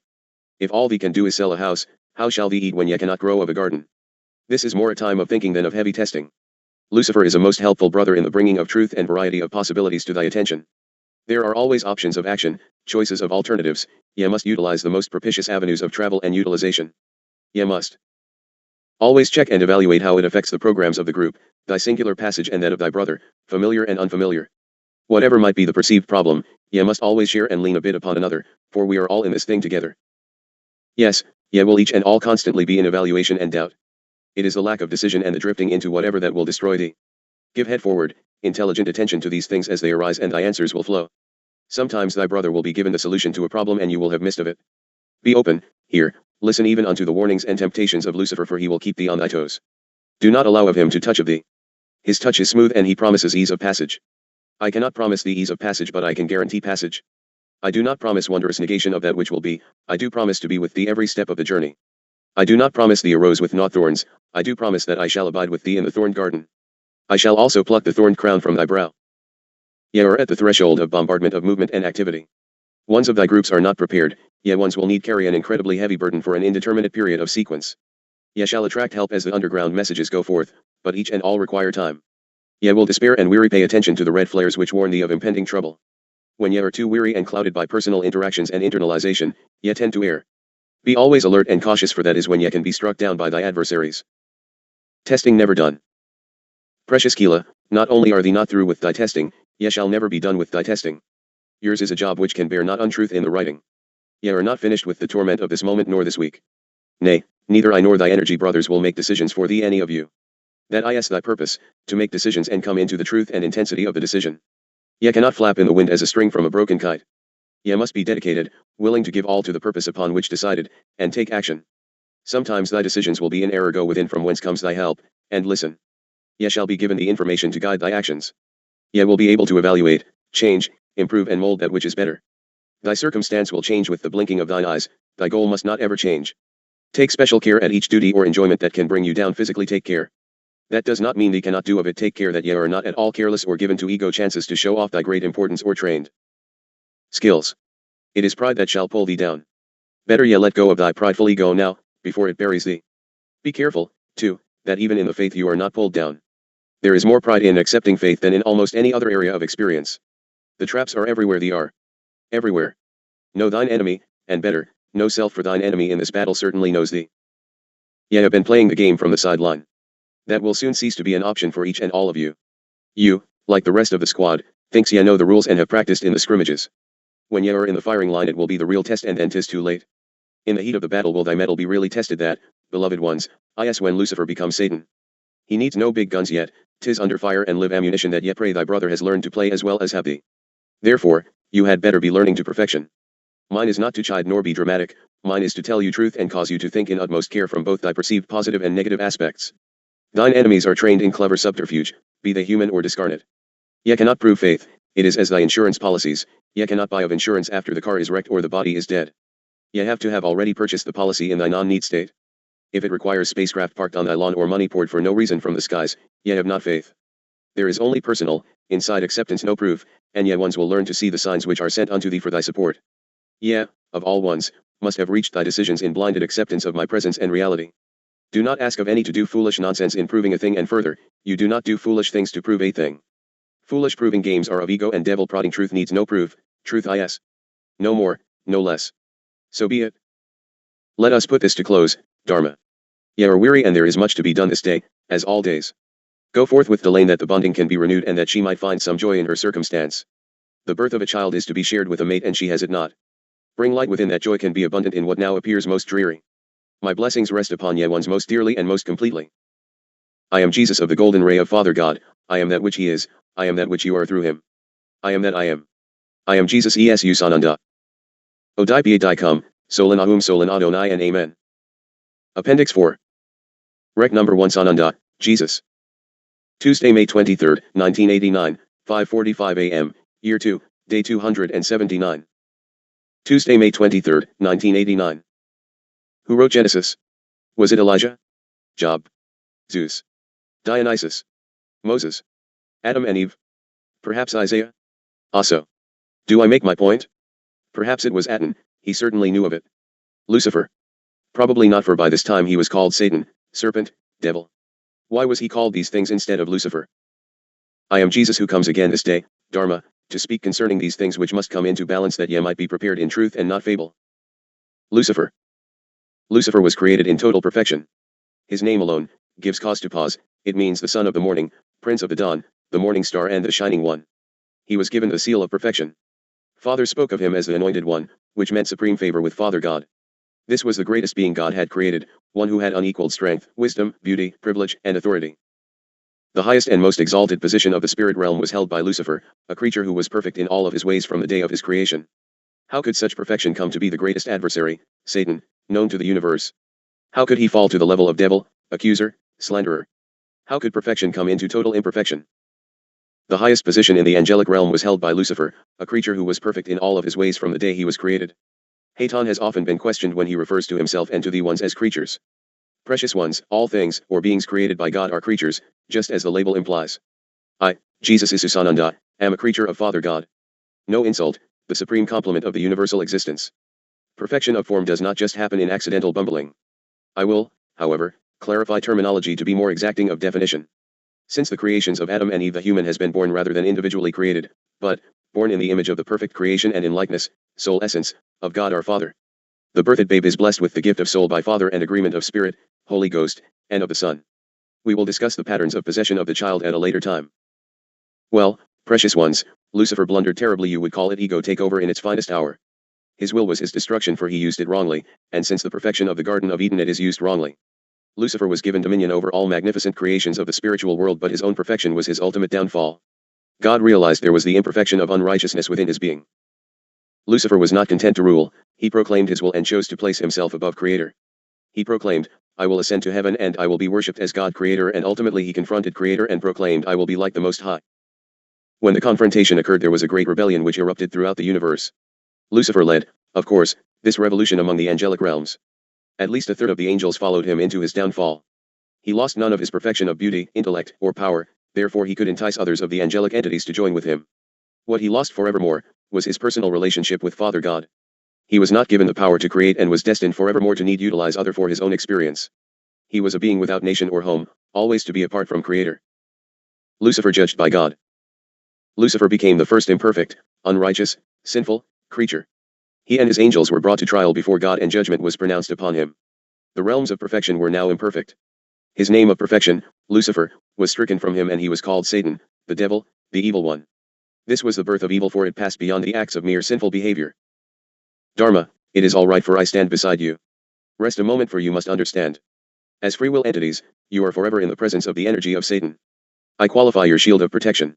I stand between thee and him, but his presence is recognized by thee and Yesikan. Let it be, child, let it be. The chill will pass. Ye cannot utilize his name without his appearance, just as ye cannot use of mine, Jesus, without my presence. He cannot survive even in my shadow, for I represent our Father Creator and I am cloaked in him. I am. Just rest a moment, Kila, I shall tend thee. Ye weep for him. I weep for him. He is lost to all glory, all beauty, he has no place except by using another's. Only the angelic spirits and humans have the gift of free will choice. His ultimate plan is to get enough of thy God energies, souls, on his side in mass, through thy free will choice, to again confront God. He knows he cannot prevail, but millions of souls will remain or pass into torment with him and his false promises. He has but to return in honor unto Father, but he chooses to remain an alien to the holy realms. Why must we speak of these things? Ye must know thine enemy. Ye must know thine enemy. Ye must know thine enemy. So be it, thou shalt know thine enemy. Dharma, ye were not chosen for thy weakness, ye were chosen for thy strength. So be it, Kila, there are ones who will stand with you. Yes, we are going to set some misconceptions into order. So be it, that is our purpose, that you ones can know what ye are about. What about my churches, you ask? What about my churches? Be patient, I shall get around to my churches. They are contaminated by Satan, but all are not lost unto me. However, when you reach the level of a democratic vote to accept evil within, ye are in serious trouble. Serious indeed. We will speak later of these things. I wish to continue that you might know how it came to thus on thy beauteous place. God created the angelic realms before he created the universe. However, he created the material universe before the angelic revolt. There is a great and tremendously important gap in sequence of knowledge upon thy place about that period of experience. The following will also account for the discrepancies in belief of how and in what time frame recognized by ye ones, the earth experienced development. Yes, Dharma, I know you do not wish to write these things. I am who I say I am, and I, Jesus, speak truth and place of my seal upon the words. Do you not recognize of Aten, child? So be it, for the way must be shown. The beginning is important because it is the cause of the ending of the story. See ye not? The ultimate battle of all is between the fallen one, Satan, and me. Now, is the time for the claiming of thy souls and the sorting. I hold thine very tenderly, very tenderly. Yes, I know. If ye put these words to paper, ye become either the greatest fool of all creation or the true bringer of truth to a very troubled land. 'Tis thy choice, child, 'tis thy choice. Point of no return. Once ye begin, ye cannot turn back. Ye will not be discounted by as many as ye believe. The evil one, himself, stands in wait for thy decision. How can it be thee? Oh, precious one, open thine memory and allow thy knowledge to come forth. It must be thee. It must be, for ye asked. Ye are an old soul, a master teacher, and ye asked.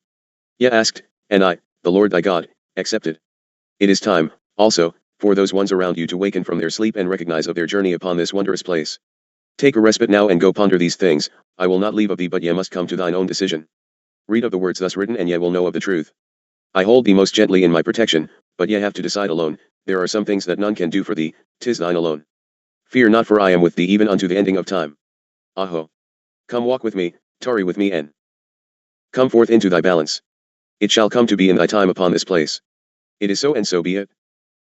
Appendix V. Rec number 1 ESU Jesus Ananda. Sunday, May 21, 1989, 6 a.m., Year 2, Day 277. Sunday, May 21st, 1989. Put forth thy hand into mine, and there will be peace in the valley for thee. I make no idle promises, Chalice, there will be peace for thee. Come unto me and I will give you rest, yes, but you must first do of something to have made thyself weary, lest you need no rest. Most are resting and will never move from the inertia of the rest period. How about this? We will work at balance and yet won't need of so much resting. I am Jesus who comes this day, unto you ones of mine flock. Dharma, I grant thee peace and harmony that ye might fulfill thy task in truth. We will speak of my name, Jesus, for it gives thee great discomfort. What's in a name? What is in a name? It is only a label that you might recognize of a person who is without thy presence. It is a point of reference. If it is a pleasant name, many ones will choose that label for their children. Ones naming their children will choose one which their very soul nags them to choose. It is why parents would do well to find what a name really means before placing a sign upon a babe. Sananda tells the story of who I am. Jesus tells the story of who I was at one time upon thy earth plane. Just as Dharma tells the story of who you are at a level even beyond thy present ability to understand. Thy earth-given name only refers to a human female person. There are many reasons that I was called Jesus at the time of my birth, but it matters not right now for purposes of this discussion. My name has been used falsely upon thy place to the point of ad nauseam. It is utilized in curses, for curses, and in the name of curses. Ones pray unto me for all manner of greed and selfish nonsense, a very bad habit. Mostly, the use of the title only conjures the darker responses to thy brain, for mine ones know me. You hesitate to utilize a word that conjures such dark overall responses, for ye know that energy which is mocked is not of me. 'Tis why it is, at this point, easier for most to accept as Space Commander than to accept that I am back into thy physical lives. I am truly the last one most wish to have back in thy lives. I am nice on Sunday morning, or a sunrise service, or especially on a Good Friday. Good Friday especially is nice, for it represents an incident that absolves ye once from any responsibility for thy actions.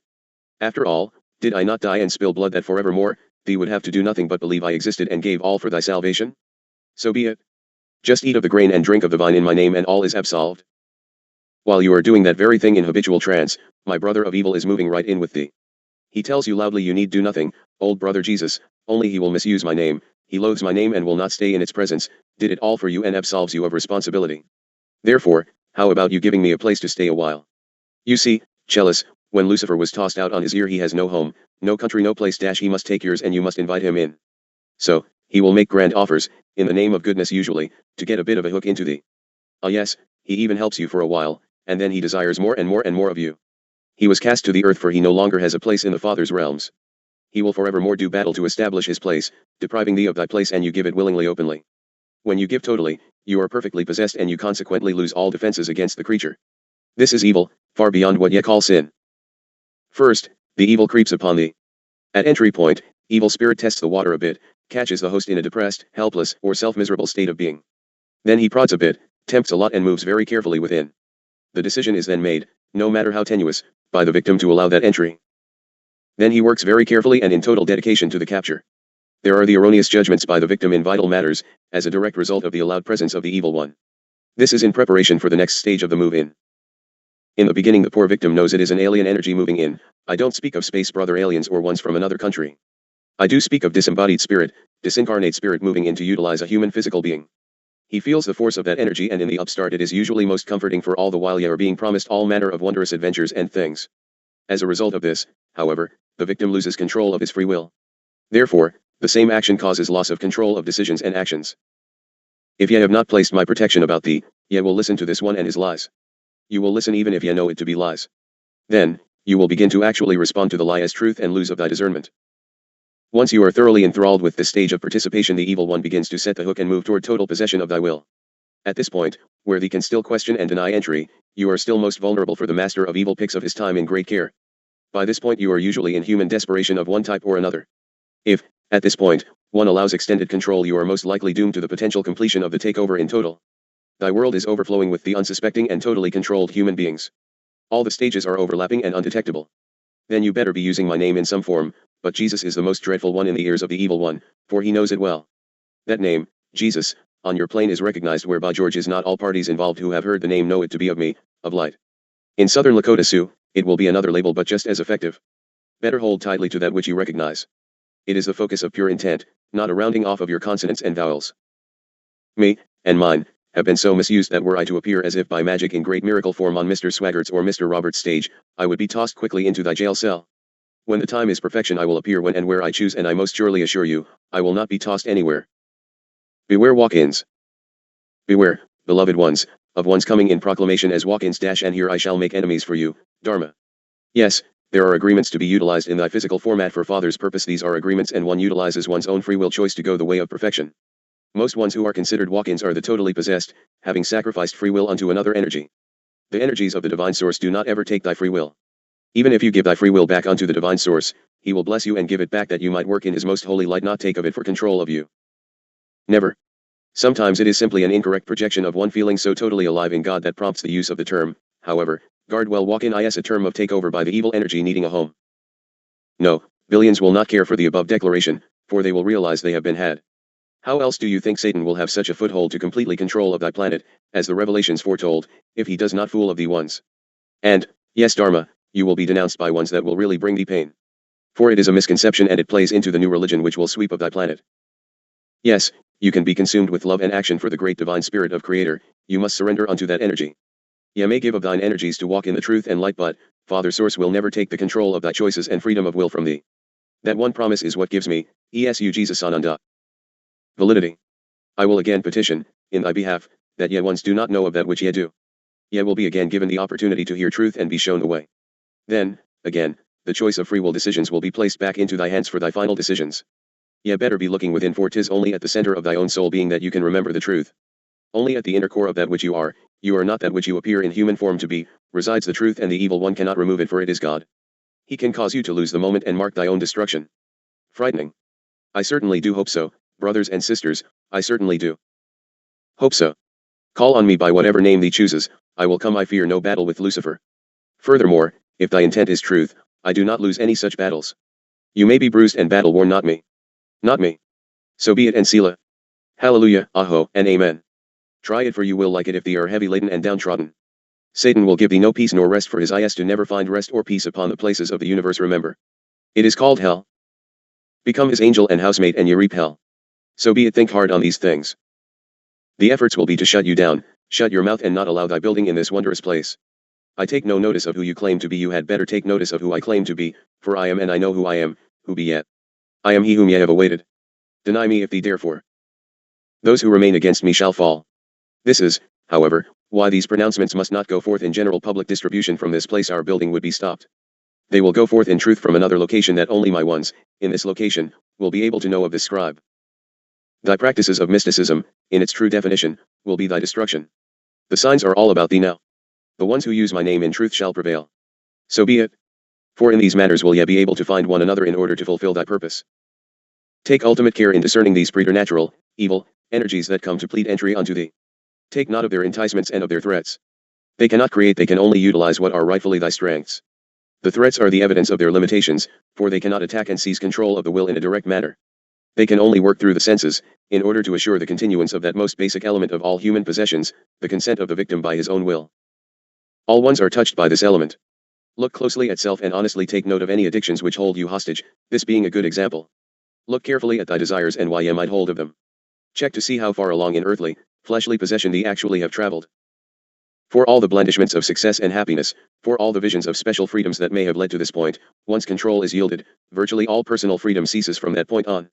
This is the most profound personal choice that can be made. Significantly, the option to relinquish all freedom of choice rests upon that very freedom guaranteed by God as long as the person chooses to be free. The choice can only be made by the person, it can never be made for him. If the fundamental option is made to relinquish that freedom of will, then possession has been accomplished in its most essential and conclusive step. The simultaneous decision is to reject God and Jesus and the humanist Jesus, me, made possible. Divine light is no longer theirs. There is a vacuum of any such deep knowledge as contributes to that humanist. All luminosity for the soul is progressively snuffed out. Into the vacuum evil spirit pours its own light and knowledge. He will even call the kingdom his, and call himself the Prince of Light. He is false and places you into the role of a person of the lie. Satan rarely delivers. At first, you can play his game and expect all sorts of wondrous things to happen, for his promises are great. Remember, he can only utilize you, however. Thy own abilities which you have long denied use by thy own grand self.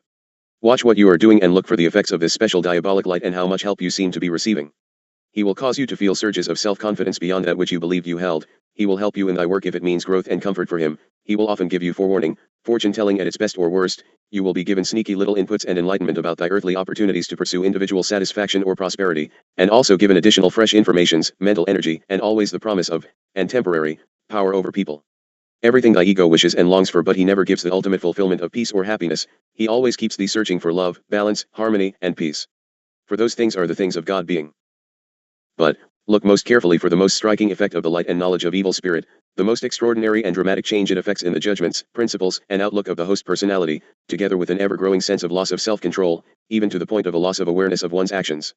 Look for the performance of actions for which ye have no answer of why ye did a thing nor recognition of motivation. Oh, my beloved ones, ye must take care, I beg on bended knee at thy feet, take care. Ye will be sorely tempted in the most subtle of ways. If ye stumble, I can pick thee up if ye but ask.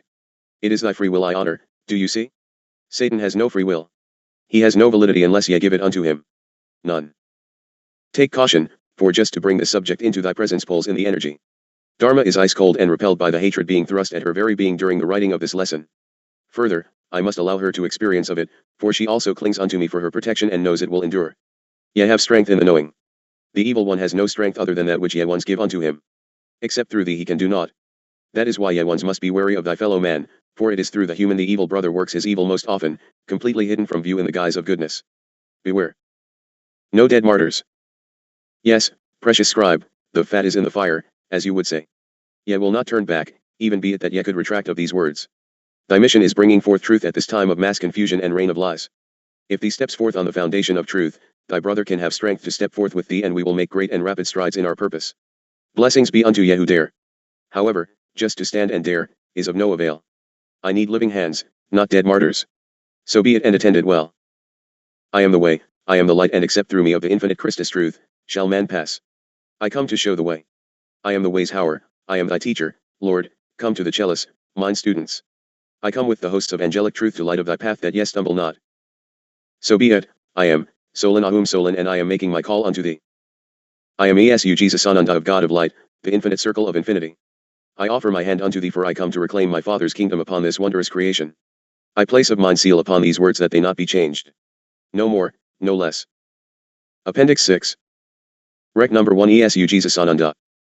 Friday, July 28, 1989, 7 a.m., Year 2, Day 346.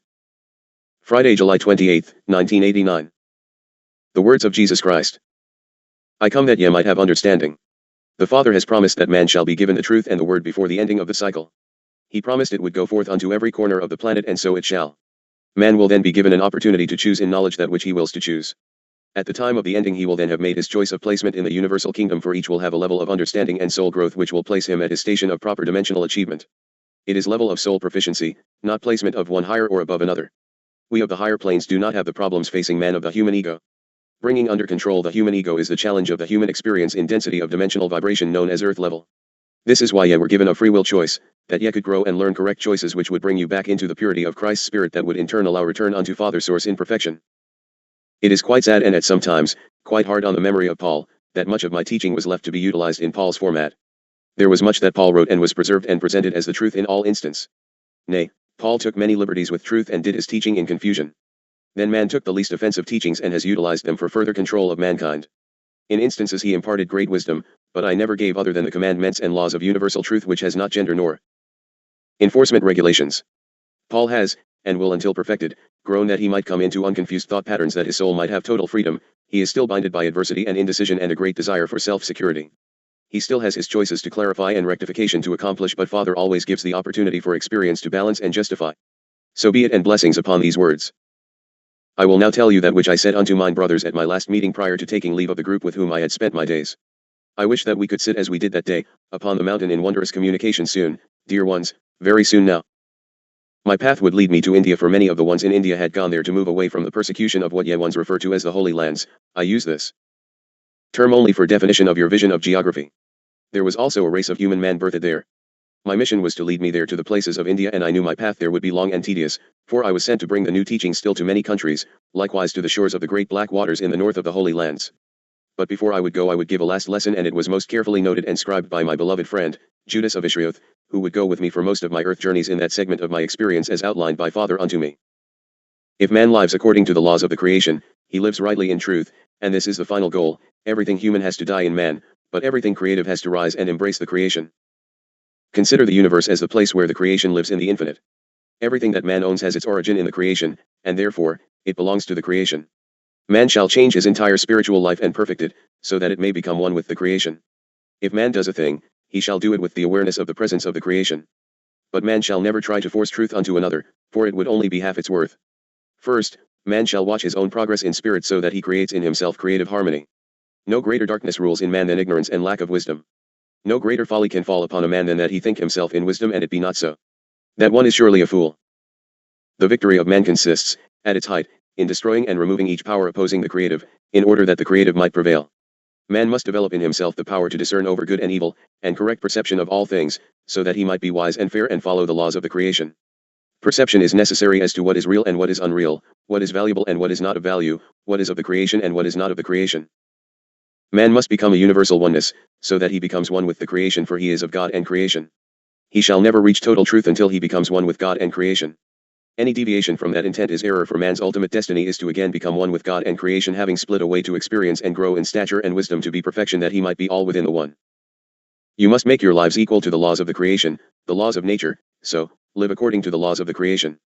They are most simple to understand. In fact, man continually destroys himself and that good which resides within in attempting to hide from the very truth of the laws of creation. It is called, on thy place, conscience and knowledge of good and evil. Man has tried, but will never actually succeed at hiding from that very truth. However great might be perceived the suffering of man, the power of the creation in man is immeasurably greater, to conquer all that is evil and put it away from him. If man lives only in his consciousness as man, he is inaccessibly far from his spirit and from creation, and also from the laws thereof. The greater man's dedication to the laws of the creation, the deeper shall be the peace he harbors within himself. Man's happiness consists in that he seek and find the truth, so that he may gather thereof knowledge in the truth and wisdom, and think and act in accord with that of creation in balance and harmony one with the other. It is only through the conditions of human life that man can develop his creative powers in spirit and utilize them. All other planes of existence are without mortal density and format. Man must daily effort at unfolding his powers and capabilities, for only thereby does he obtain experience in their usage. Man rarely even touches the fringes of his powers and capabilities, and once in deviation from the creative and God resource, yet cannot touch them, for all else is given to destruction and tearing apart and away from the creation and source the one.